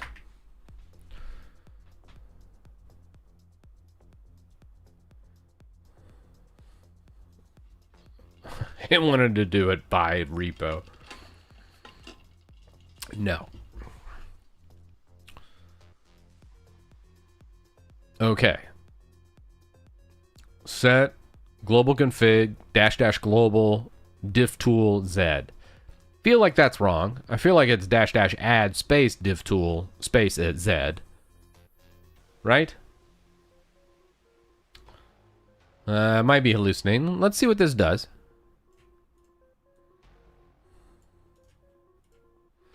So we're gonna do that. Shift tab. Control tab. Q. Paste. All right. So then we pull this back. Come back over into our pull request. Can we? Oh.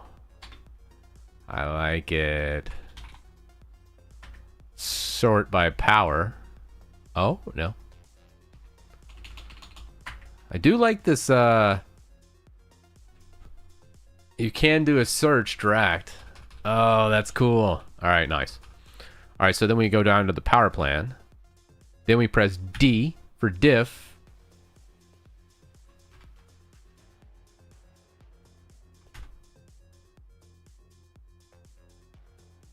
That didn't work.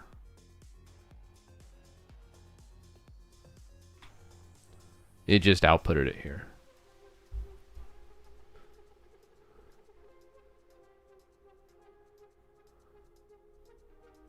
Yeah, you can change the PR filter and issues. I mean, the GH Dash is pretty awesome, Ozza.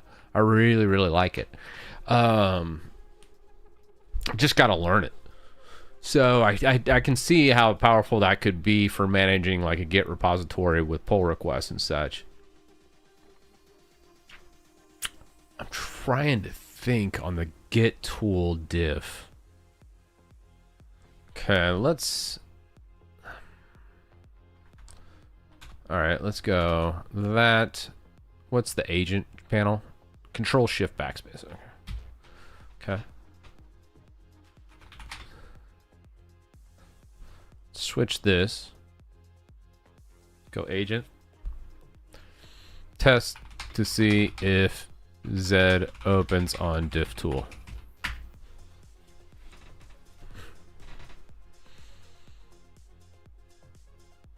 Laptop detection sounds like bloat. Yeah, we just got to prevent people from doing it on a laptop. Because people run the tool, hit, oh, I want ultimate performance on my laptop. You got to think like you have like room temperature IQ. That's the average population. So think like that. So they're going to be like, so here's my thought process. Let's put ourselves in their shoes. They open up the tool. They just want their computer to go super fast, right? So they're like, ultimate performance. Dude, I want ultimate performance. Yes, please. Activate. I'm on my super duper awesome gamer style laptop. Ultimate performance. And they click it. And then all of a sudden their fans spin up to 100. And they're like, what's going on? Oh my God, my battery life is now 60 minutes long. Why? This tool from that Chris Titus guy sucks. We need to prevent that. Because that will happen. And it will happen often. I don't want that to happen. Right now, I have some logic built into the power plan to detect that. Laptops typically don't have ultimate performance. But, you know.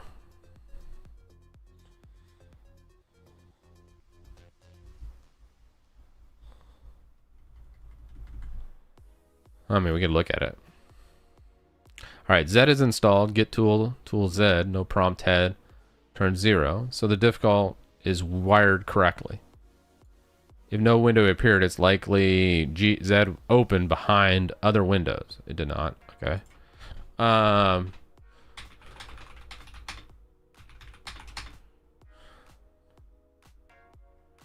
Open diff tool.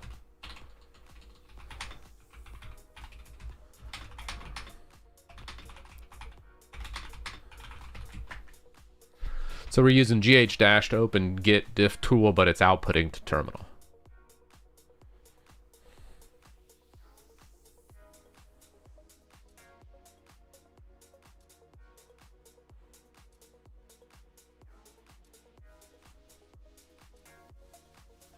Okay, I found the missing piece. Git's diff tool integration for Zed usually needs -- wait, and I'm confirming the exact CLI from Zed's docs before giving you the final command.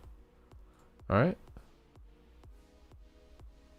Zed.dev docs -git. Okay.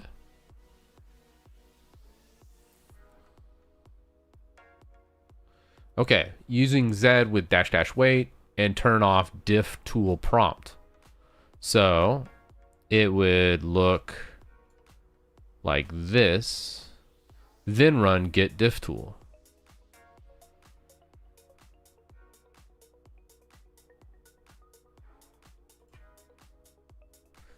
All right. Let's output this, and then we're going to do a check.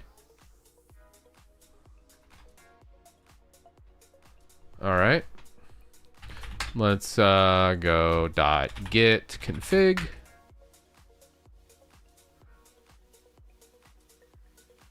Safe. Diff tool Z prompt equals false. Diff tool Z wait diff local remote. All right, so that changed our .git config a bit. Hang with me, we're almost there. People are like, I am not doing it this way. I'm telling you, it'll be worth it in the end. Once we wire this up, it's gonna be dope. All right, let's look at the power plan fix. Diff tool.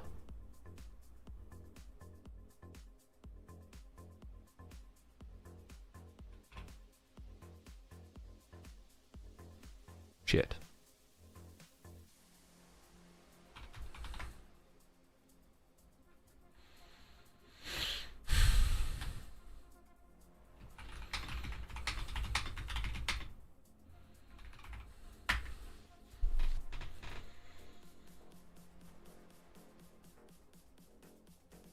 Does git dash ignore the global config? Maybe.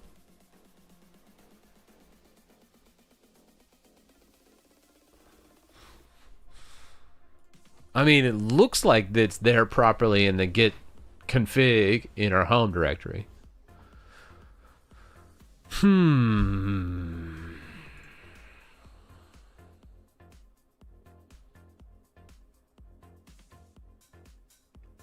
Is Zed the name of the binary? It's Z editor. Oh, yeah, Ozza. Let's check that. That's probably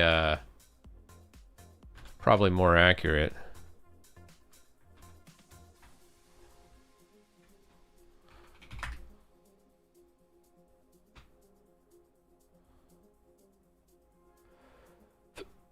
Zed existing. Okay, so that's Zed existing. I think it's just a proper Zed. Okay, Zed existing.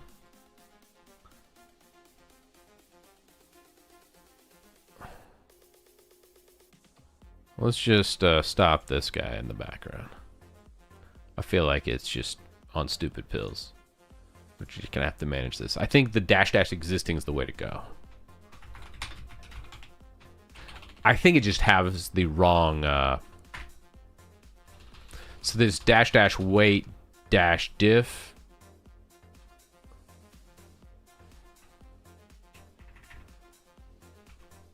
Should be dash existing wait diff. Or should it be just diff? You think so? We could try that. Less is more. I like where you're thinking. All right. Let's grab that. That's set up. So take this. All right. Oh. Okay, how to close this damn thing? Oh, okay, Control B is that. It's not the same hotkey. Good to know. All right, so then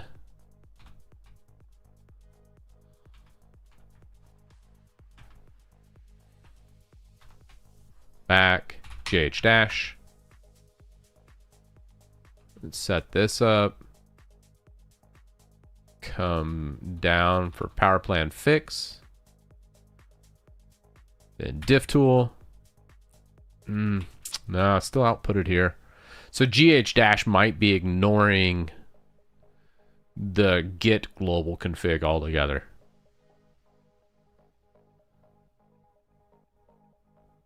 Yeah, I feel like it is.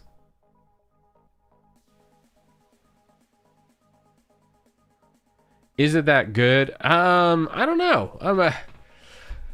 I like the minimal nature of Zed. It's like it's like an in-between of NeoVim and VS Code. It doesn't have any native Git repository control, which is a huge negative for me because I have so many public projects that has tons of contributors. So it kind of sucks. But right now we're trying to find an alternative workflow for managing all these Git repositories and collaborators. It's not going well. GH Dash, we're trying to wire up to use to browse different pull requests, which could be really cool. And then feed that. We want to pipe it back into Zed so then we could see the differential between each one from the main branch to the PR, and then we can easily see side by side what's going on with each PR instead of doing it all through the CLI.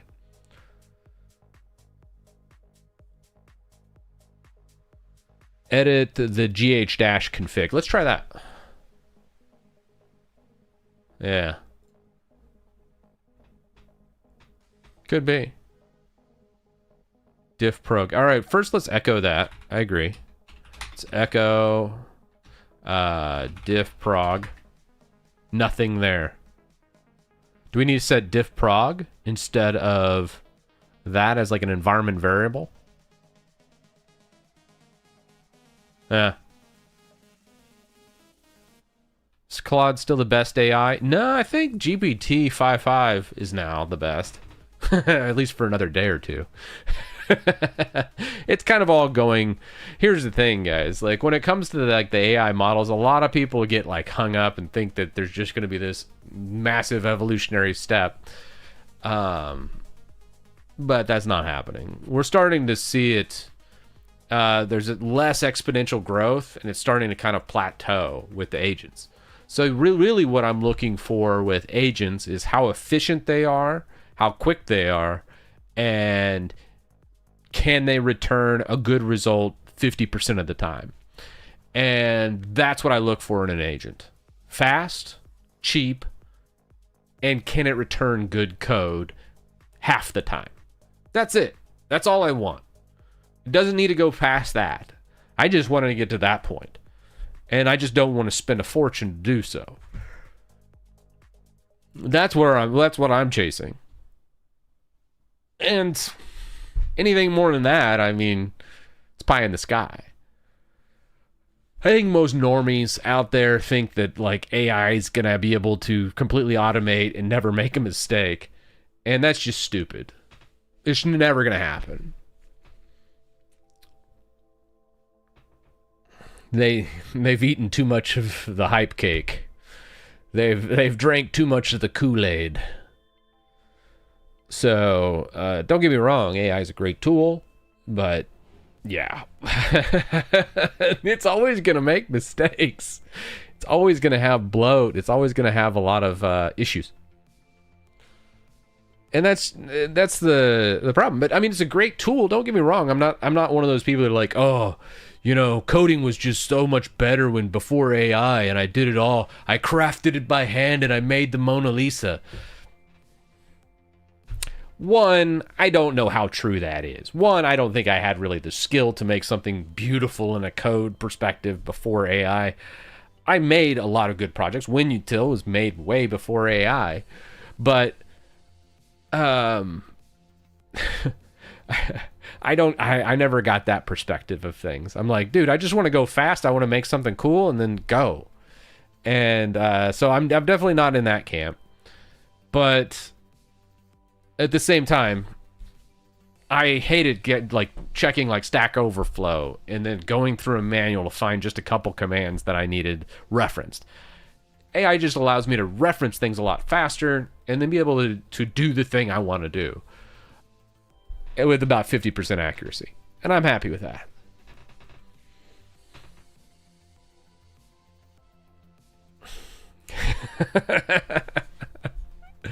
Yeah, so like here, let me switch over to chat since we're talking about this. But yeah, like so there's a good in between here. So there's like it feels like there's only two people talking about this online. There's the people that are like anti-AI, everything should just be done by hand, and it's a skill issue if you can't write 100% accurate code all the time. To these people, I'm like, Really? You're acting like slop didn't exist before AI? I mean, have you ever used the product called Windows? It's like a slop fest way before AI ever hit the scene. AI just amplified how much slop they put out. So it's the user. It's a problem. It's a definite issue between the chair and the keyboard type situation. You know what I'm saying? Not AI or non-AI. It's stupid. So there's that individual out there, the purist, I'll call them. And then there's the hype artist, the vibe coding bro that's running like 16 parallel agents, just sitting there with sunglasses on at 2 o'clock in the afternoon and just having the best time, which cool, but they're like, I'm gonna make an amazing project and have $1 million worth of annual recurring revenue by the end of the year because of my vibe coding genius. And that's stupid. That's just, one, wildly entertaining to watch, by the way. I mean, don't get me wrong, it's a bit of a guilty pleasure, like watching Jerry Springer's from the 90s, but we know what that is. That's never going to actually produce anything worthwhile. Somewhere in between is actual productive people, between these two. The purists are going to die off. They're just, you can't be a purist in 2026. But at the same time, the vibe engineers, is what we'll call them, are going to also die off or go bankrupt because of their bills to Claude and GPT. Somewhere in between, I feel like there's a person that actually will get the tools, be able to use them like I do in a sensible fashion, and then go, hey, that was good, that helped, and move forward. And it is a lot better of an experience than it was 5-10 years ago. But it's using AI as a tool. You're still going to have to review the code, and you're going to have to be okay that it does produce some slop and some bloat, nested conditions, other things. I understand MCP servers and other contexts, you can feed it so the code gets better, but it's always going to be imperfect, as the nature of coding is. Everything's imperfect. Let's not pretend imperfect code didn't exist before this, and it's always going to exist even after this. It's just you can move a little bit faster, and that's what it is. Yeah.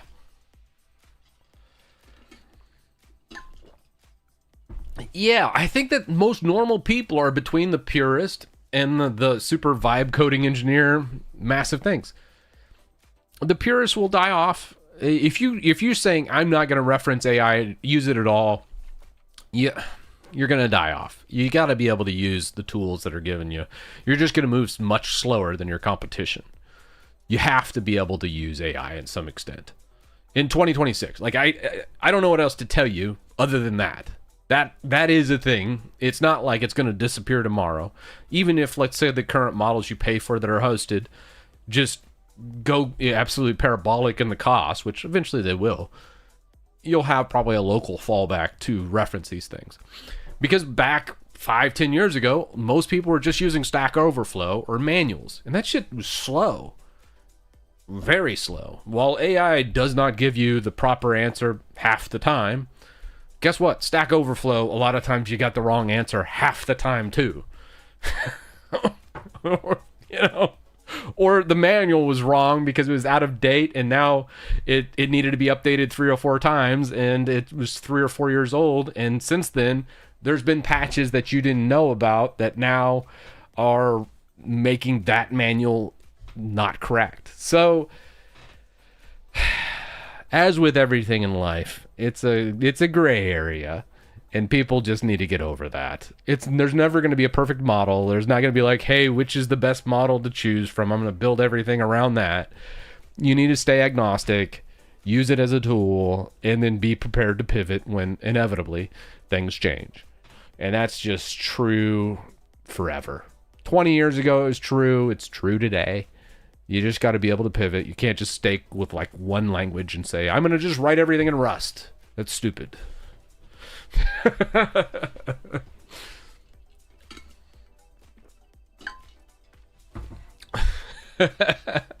I'm just saying.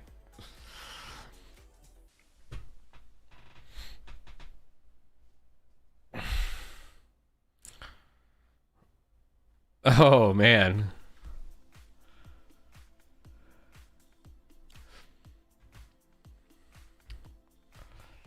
Yep.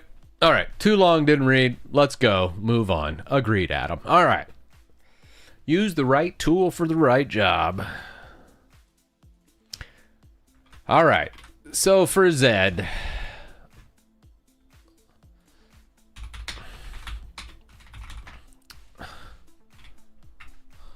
what is there like a dash config? No. I don't think so.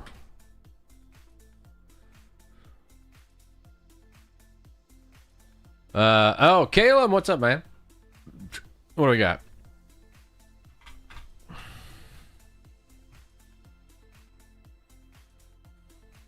Install oh. Was it? Oh, yeah, I've streamlined the install quite a bit for my DWM. What is that install? Damn, I need to fix that. This is actually under system setup in Arch now.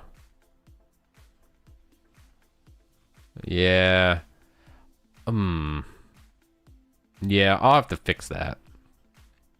Slowly getting through it. I don't know if we'll ever get something more mainstream than that. Yeah, well. Tari, thank you for the resub, tier 1. 27 months, all right.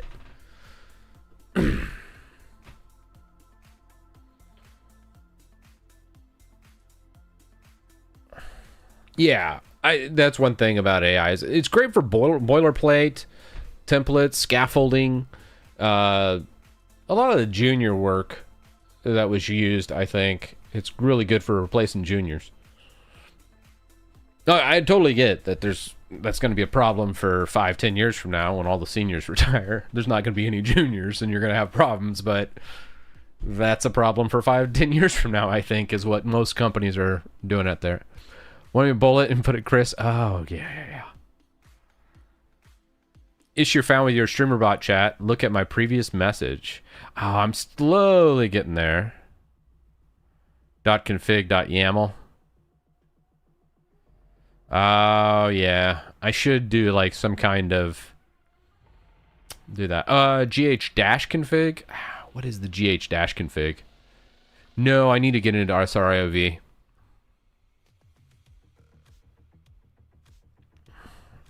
It's a path.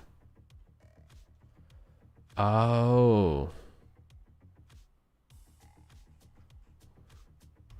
What is the path for the... probably under the home folder. It might differ from Windows, though. Let's see. GH... would it be .config GH? Yeah. Yeah, there it is. Okay.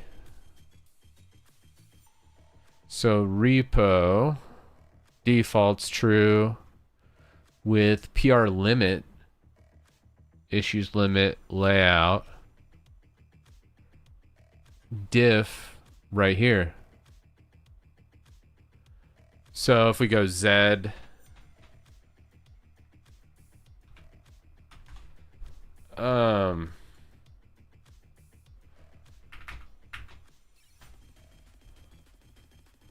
so I think we can just grab this.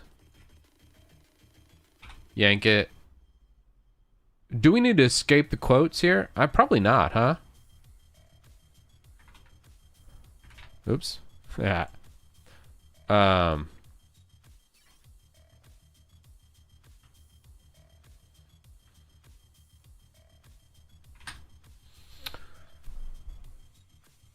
No, we do need to escape the quotes.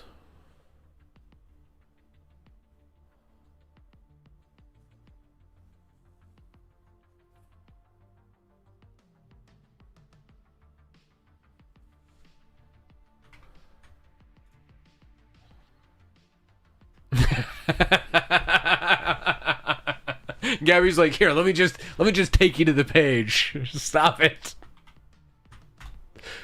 I know. The title of the stream is Zed replacing VS Code. So, yeah, now. All right, I think that is actually pretty good. Ah.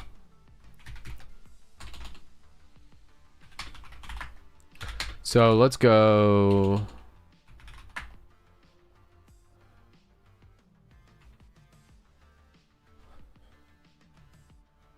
Power plan fix, diff.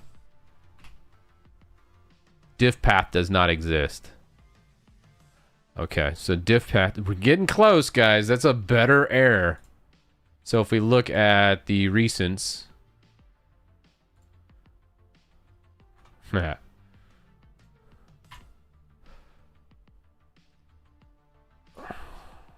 Let's just go new panel.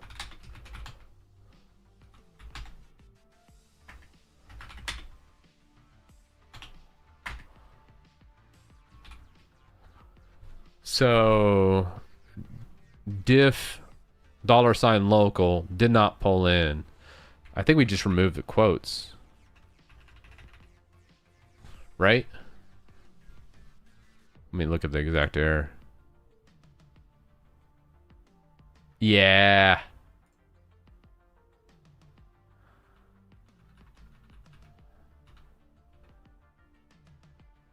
Why not just, yeah, I think it's just dash gif. So something like that. Do we add a space but behind that? What do you guys think? Nope, just that. All right. So let's try Zed gif. Come back here. Am I going to accomplish anything on this stream? Maybe. Maybe. Diff. Okay, no. So GH dash. A value is expected. Diff old path and new path.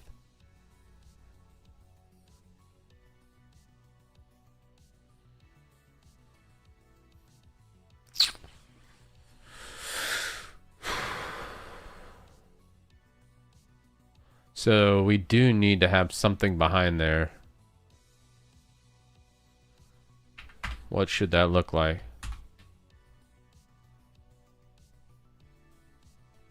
Yeah, feeding it its value is the main issue. What value to feed git diff? So we need the old path and new path. It does look like it fed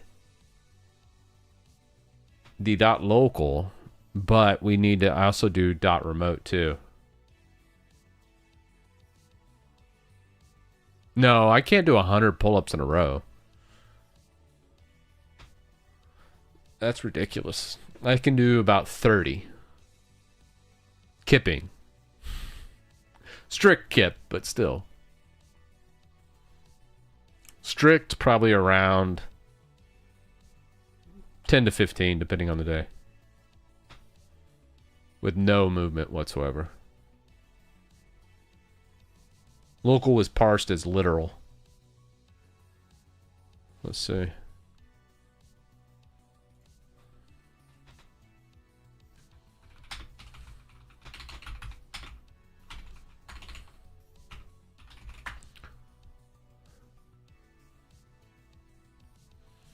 Yeah, so values required, old path, new path. So this would be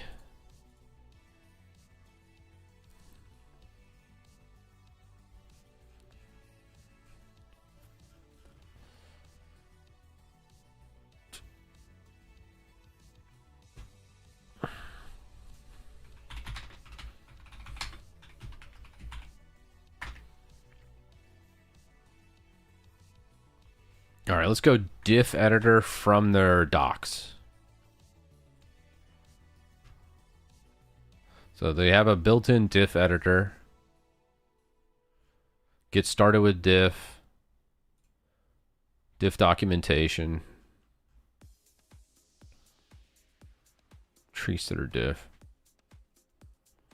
No, that's not what I wanted.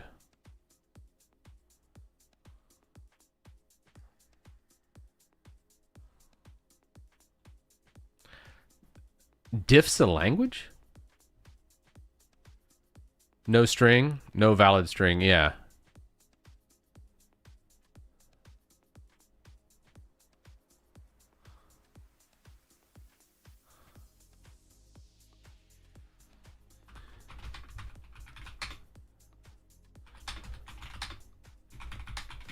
Let's say to launch Diff Editor using Zed dash dash diff.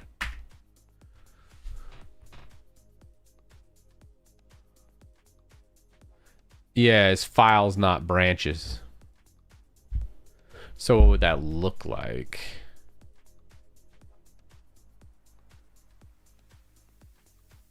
Diff and Zed. You must replace this with head ref name. Bro.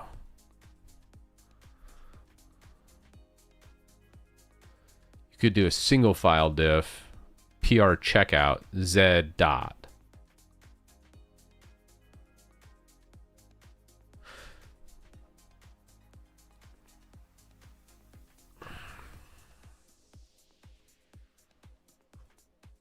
Could also do a helper script because it's looking for actual files.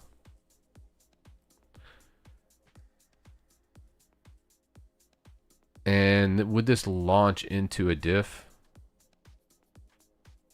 Zed diff, yeah, it would actually give you a complete comparison. I want a side-by-side comparison with Zed. I don't want to do a checkout. Doing a checkout and then just launching Zed as that repo wouldn't give me the old and new. So I guess we could do a helper script? Ah, that seems jank.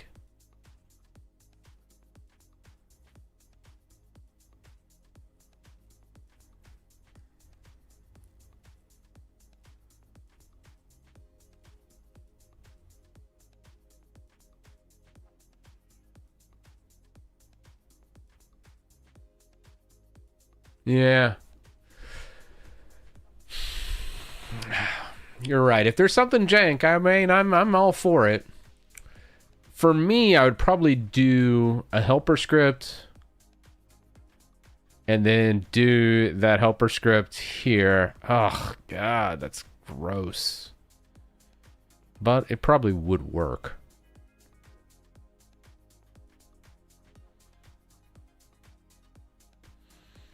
Let's walk through this helper script real fast.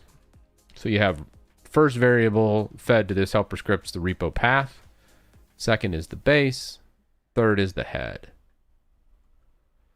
So it would initially just grab the base and file, output that to temp directory file.base,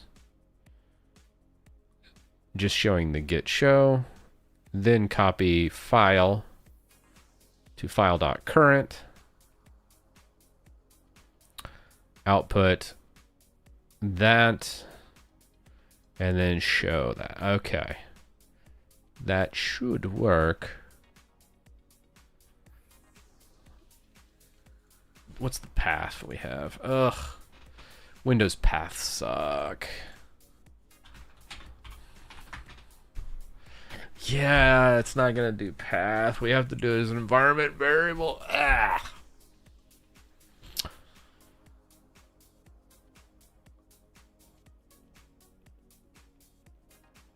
Remove diff and just use Zed. Yeah, the problem is you won't have the differential, will it? Doing the single way. I want a side-by-side review of what is actually changing in the PR. I mean, you guys are like, just use this. I think I'm just overcomplicating it, and we just use the web.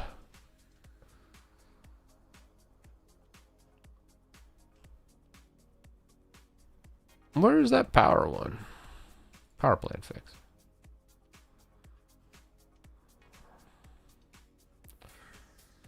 I don't know. I just don't like that. Not for laptops. Yeah, I do like that. Yeah. Good. Duplicate.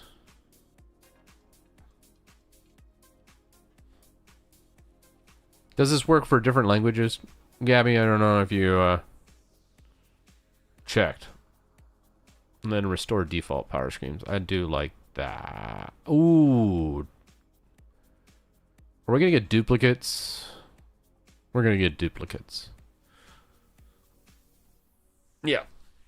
That's going to duplicate. Oh, God. Yeah, that's just going to duplicate power schemes everywhere. People are going to click the button more than once. We've addressed this issue like I don't know how many times.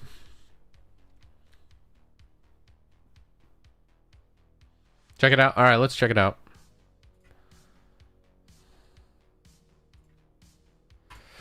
Let's just check it out.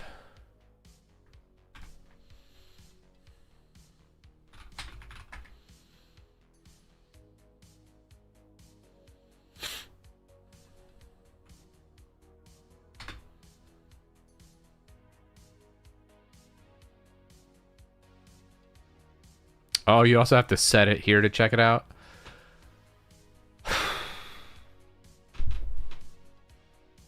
God, this sucks.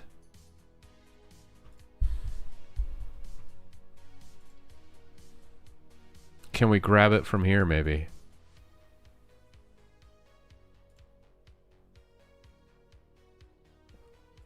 All right. Okay, now it's synced. Go files. And functions. View branch deference.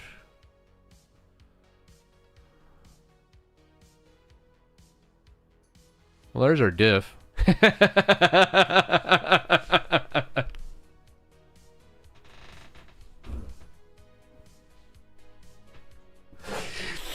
Oh.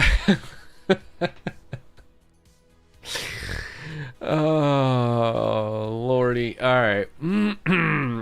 Yeah. That's fine. Actually, let's make that a little smaller so I can actually read it. All right, that's fine.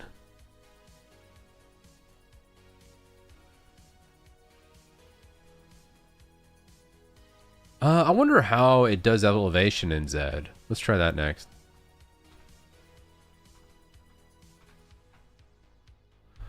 Let's see if it does self-elevation. How does it handle it? Not bad. Hell, that might even be better in VS Code.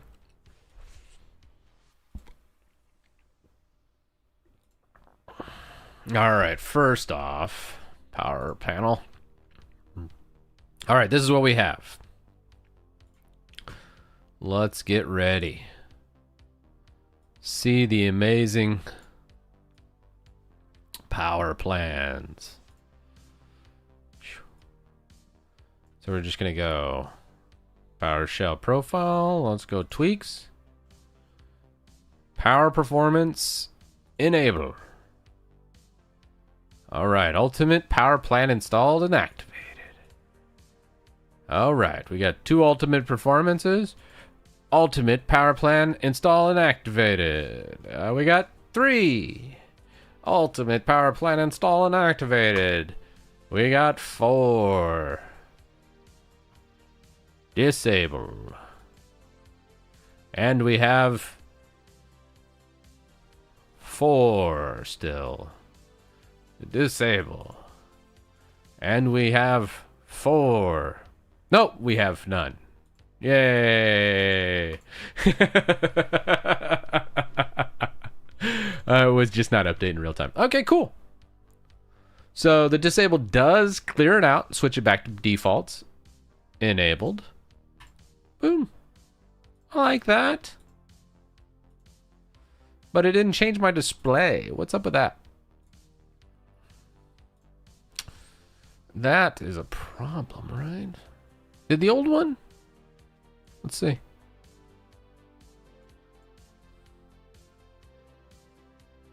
Oh, you got rid of all the AC values and stuff too. That was just CPU throttling. Yeah.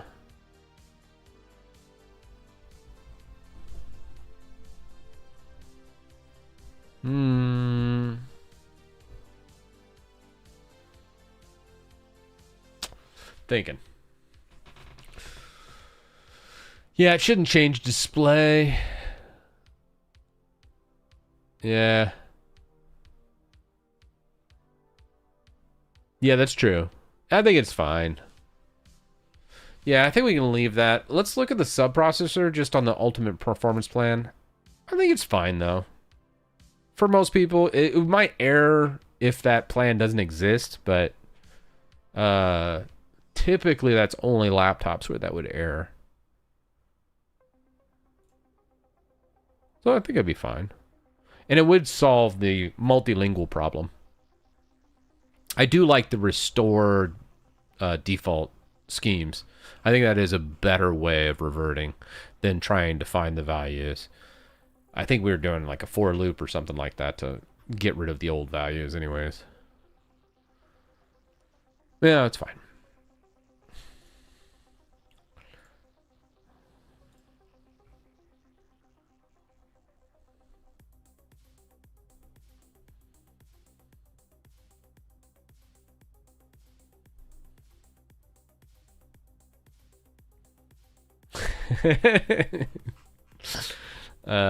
All right, issue related. Most of these were localization issues with the power plan, so this would fix the localization issues.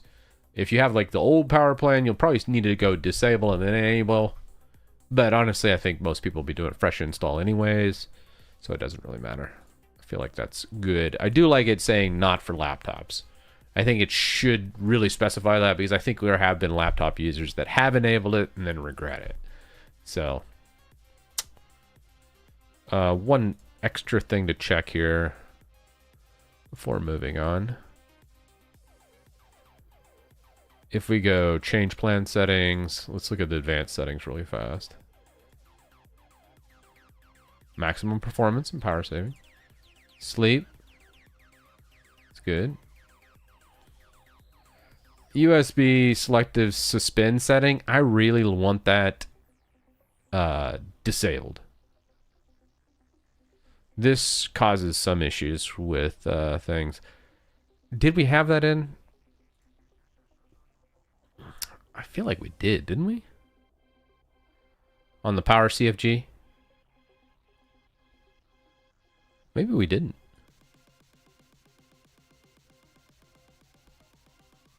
Okay, I didn't. All right. Personally, I would set this to disabled. PCI Express, link power state off. Yep. Those can be manually set. That's a personal preference. Yeah, I think this is good. That's fine. No, let's not overcomplicate it. This will lead to less issues. Overall, it still enables the power plan, ultimate performance power plan, localization agnostic. It's a good PR. Gabby just fought with me for like about 2 months on this PR.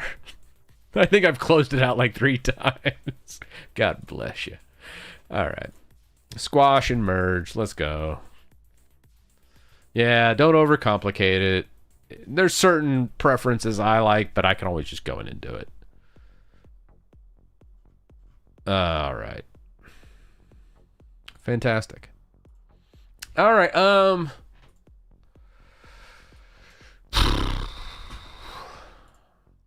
I think for Zed, it's really not that bad of a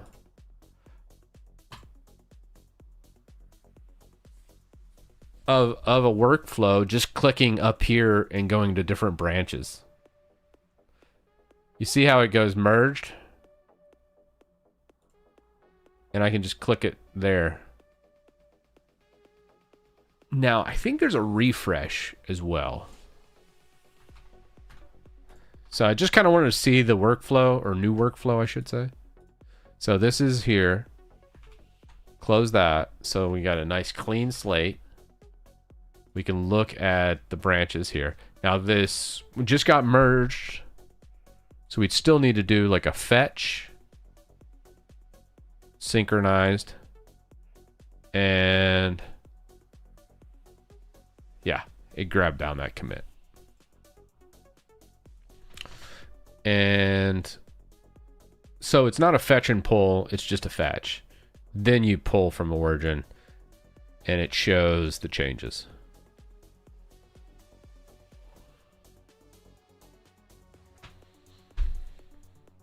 It's not so bad, I guess.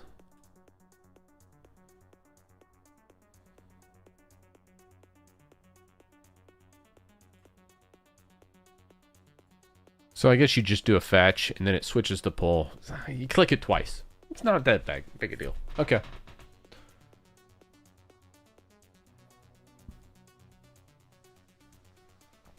I have never been diagnosed with ADHD. That's hogwash. I'm totally fine. I'm totally normal.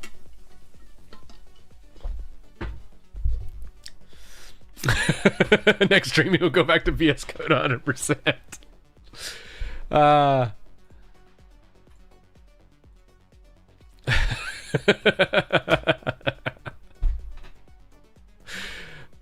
right. I like it. It's really not that bad. I think I just got to get used to it. It's definitely going to cause me to clear out the branches a little bit better. Is inevitably, I feel like a lot of times I leave a bunch of stale local branches, especially in VS Code, because it does a bit better of a job of managing branches, and I just ignore them because I'm using the Git extension or GitHub extension to manage it. Where here, I would probably just couple with this and go through each one. Let's do another one just to see the workflow again. Fixed when toggle displaying incorrect information. So go through here. Oh, let's just a little bit. Oh wow, that was big. That's what she said. Ha ha ha. All right. Toggle switch. Okay. Registry.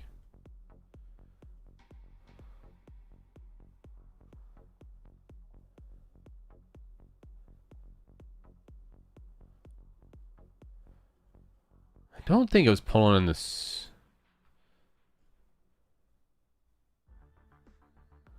So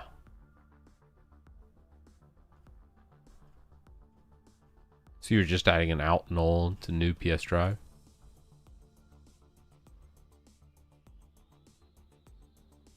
All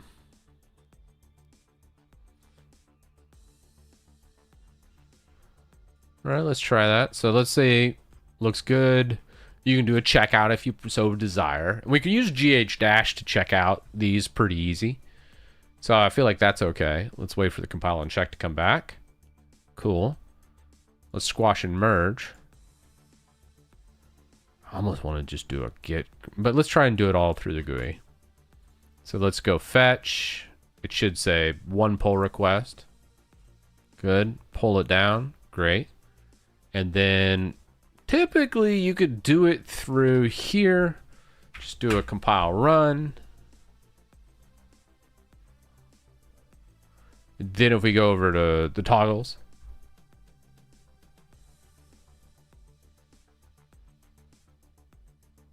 Tweaks. And then you got the toggles right here. All right. Like it. Okay.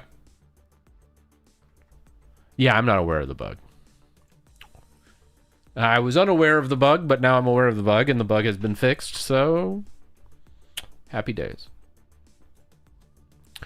Overall, pretty good. So then when we look at this, you can see 1 minute ago, it's there. Do I even need to delete the branch is the question. Probably. Because this is...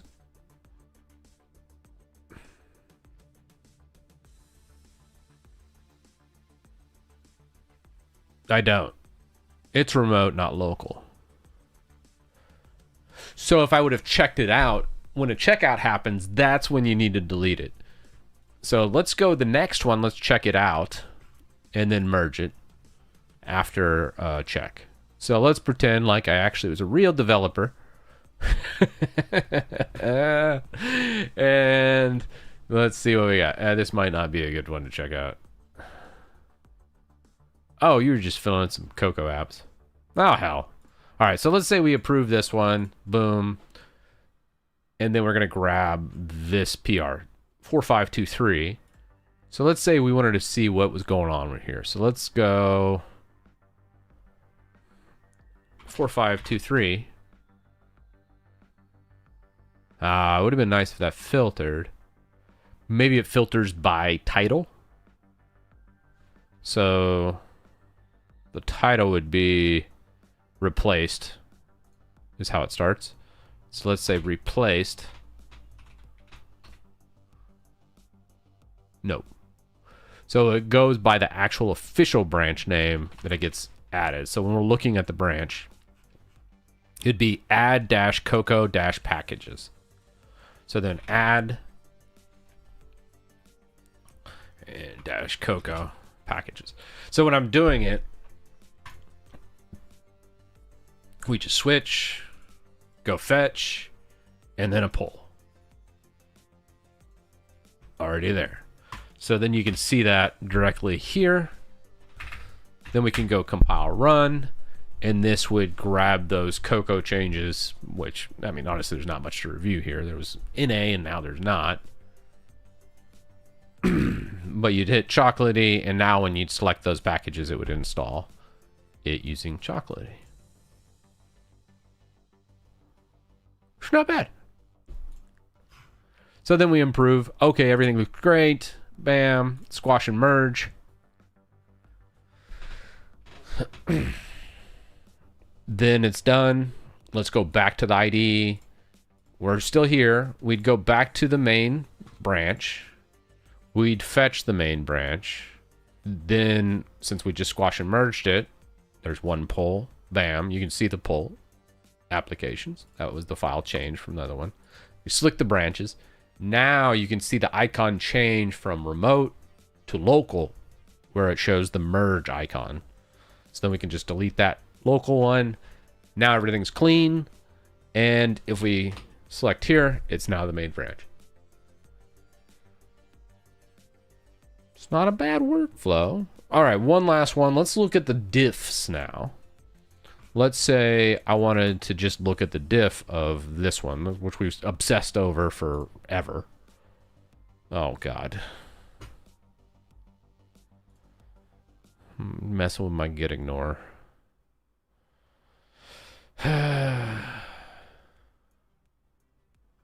What should we call this? I'm going to give it the won't fix. All right, so we have this big GIF ignore. He's getting rid of some files here. Specific files. It's fine. Yeah, dude. You still... Oh, no, you still got it. Never mind. I was about to say something, but nope. I wonder why we have PSD here. Photoshop? Why would there be Photoshop files in here? I don't remember. Anywho.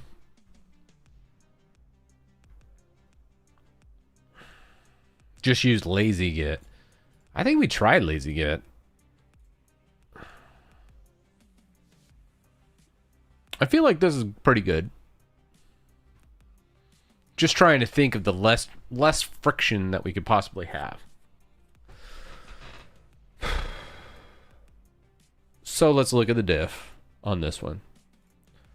So git ignore, clean up git ignore. Bam. View branch diff. Why did I make this so... I literally sat here for like 2 hours making git diff such a big thing. And really, I was just doing it wrong. Lord. All I needed to do is just switch to the branch and then just click View Branch Diff. God bless it. Okay.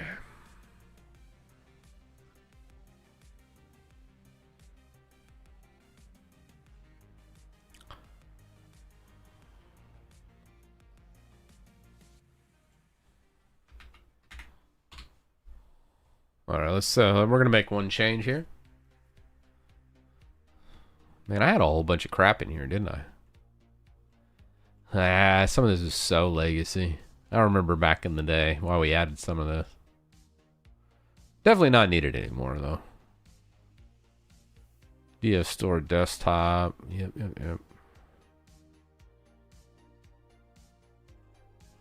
So let's say we change git ignore. Great. We reviewed it. Oh, review diff. So this just goes ahead and pulls it into here. And then it does it. Okay, cool. Yep. Let's just not and say we did. But if you wanted to get an explanation of it, you can. Split. Oh, you can unified view or split. Just collapse it. So if you just want to see certain ones. I like their diff editor. It's really good. Once I got around to using the damn thing. So now we have this change. I want to push this change back, removing a blank space in Hugo files, let's say. I would just go here, commit it, push it up, and it'd be good. Now, obviously, we don't want to do that, so we're just going to restore it. We don't need to stage that at all. So that's done. Is there an auto save feature, or is it just all manual? It's all manual, but Control S, boom. Then there's no changes to stage. Okay.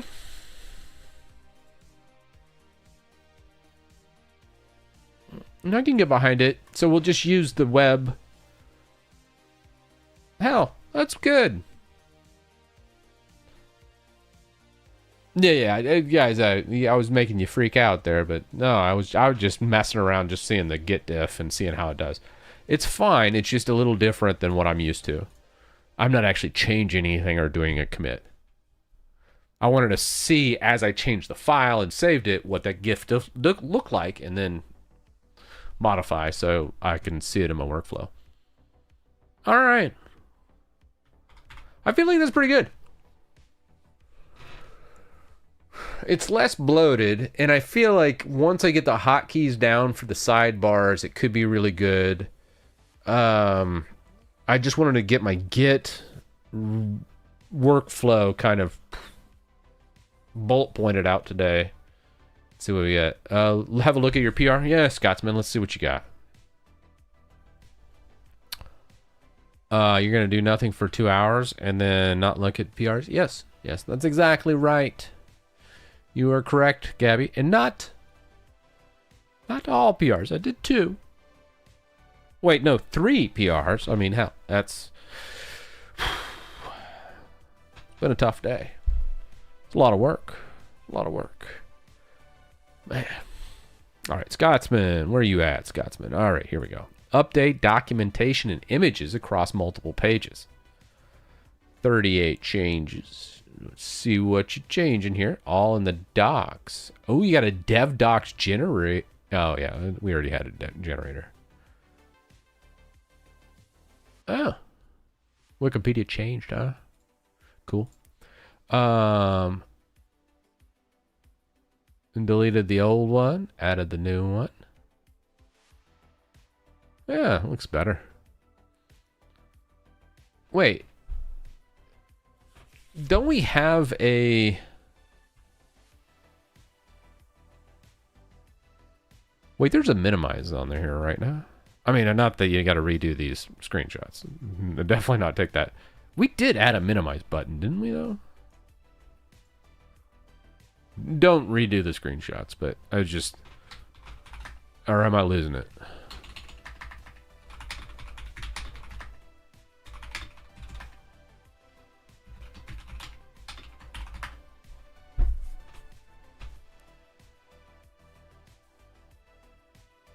We did. Okay. We got a minimize button. We probably should add a restore button here too.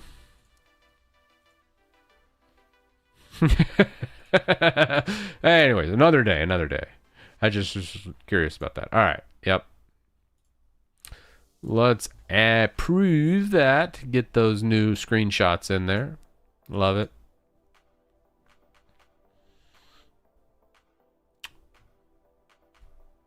Stop. Well, too late. It got merged. Bam. Oh, there must be a merge before that one. Oops. Did it say that in...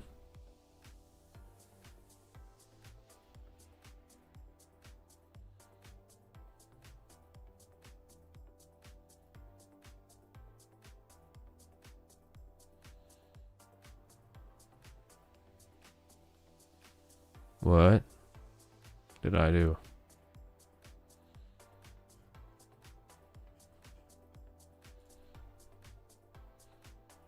My neighbor's smoking outside again. Damn it. Bro, right outside. I'm getting high in here. Oh my god, I'm getting a nicotine fix. He must be smoking right near my AC. Dang. Bro. I don't know why my neighbor does that. Oh. This little 80 square foot room doesn't do well when people smoke near it. Ooh. All right. Sorry.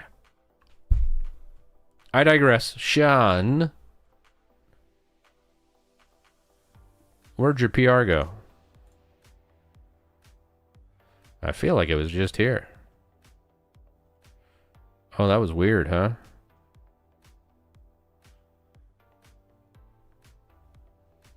Four, 5, 3, 9. Ooh.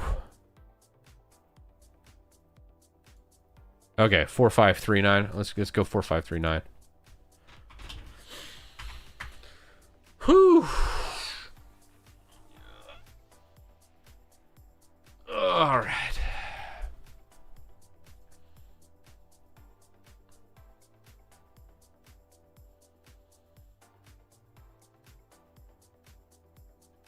All right. You must merge this one before that one. I like how you put in big, bold letters.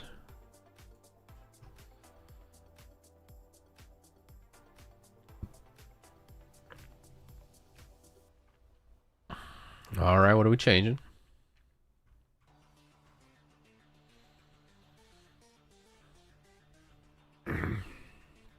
Advanced. Oh, yeah, I do like these tweaks. I like the advanced. Because I love right-click menu. Windows AI removal's good. Probably DVR, WPBT. No, I think that's actually part of the standard tweak, actually. And Power 7 telemetry is fine, too.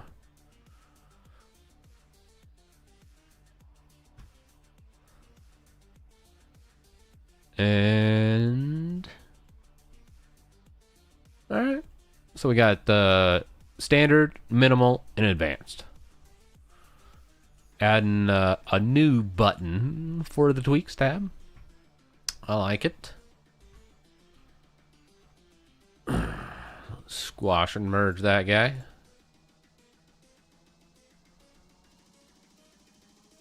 Alrighty, and then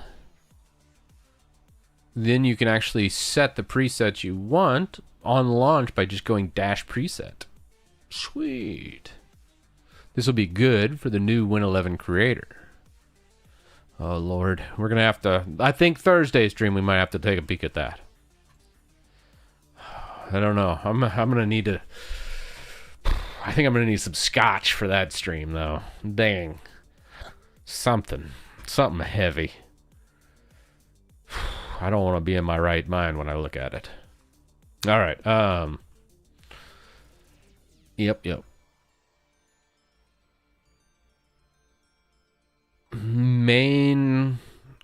Oh, this is the preset you're talking about.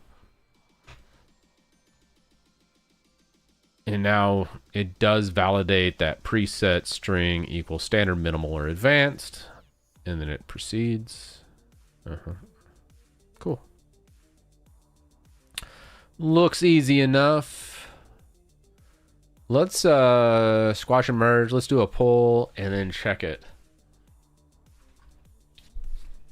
Nice. Not today. Not today. We're going to save it for Thursday. Let's first check this, though. We're going to pull these guys down. Now let's do... Oh, man.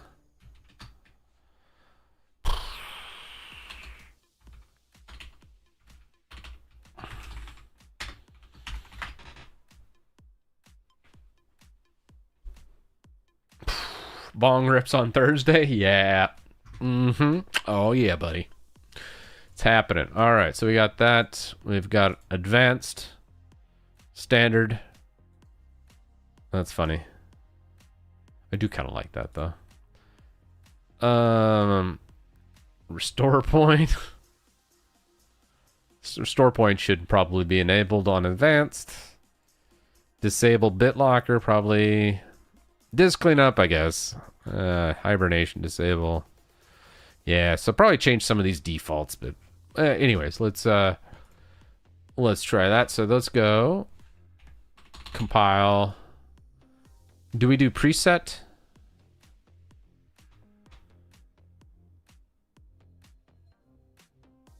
Oh, yeah, I got you. WinUtil and then advanced. Something like that.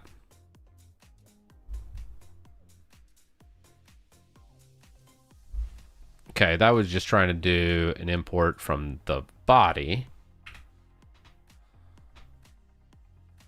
Tabs autocomplete. Okay, dash preset. So then you go dash preset, advanced. Nice, okay. I like it.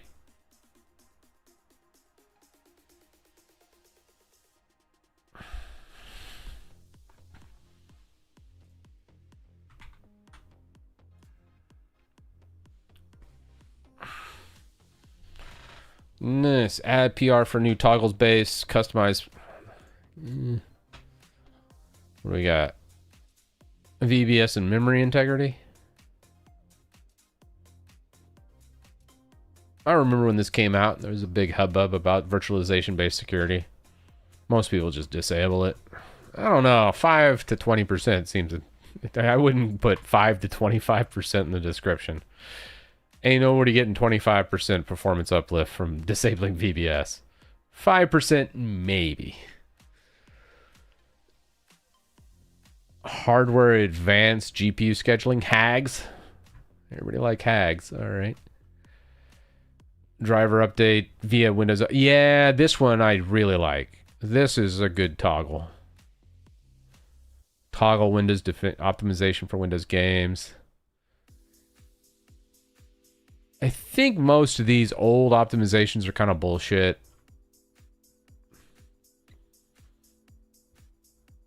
I can't remember which one it was, but some of them... So some tweak scripts still have this crap from like Windows 7 era. So I'll have to look at these and see what we have. Classic context menu.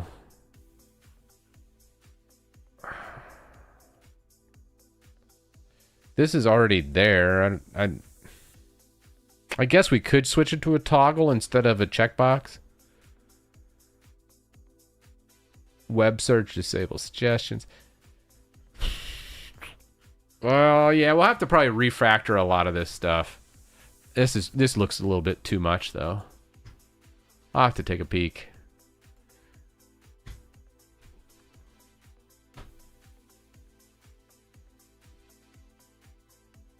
I gotcha. Yeah, we'll take a look at that another day. It looks a little bit much. There's a lot I need to go through. All right, guys. Literally, the smoke is billowing into this thing. I can't think properly, and I gotta go pee. So we're gonna shut this down for the day. I'm out of here. Deuces. We finished very little, but a good exploratory stream of Zed. I like it. I think I'm gonna try Zed a little more. I know it's always hard when you're used to a workflow in an IDE, and I'm gonna give Zed an honest try. So we'll see. Anyways, see you guys on Thursday. Deuces.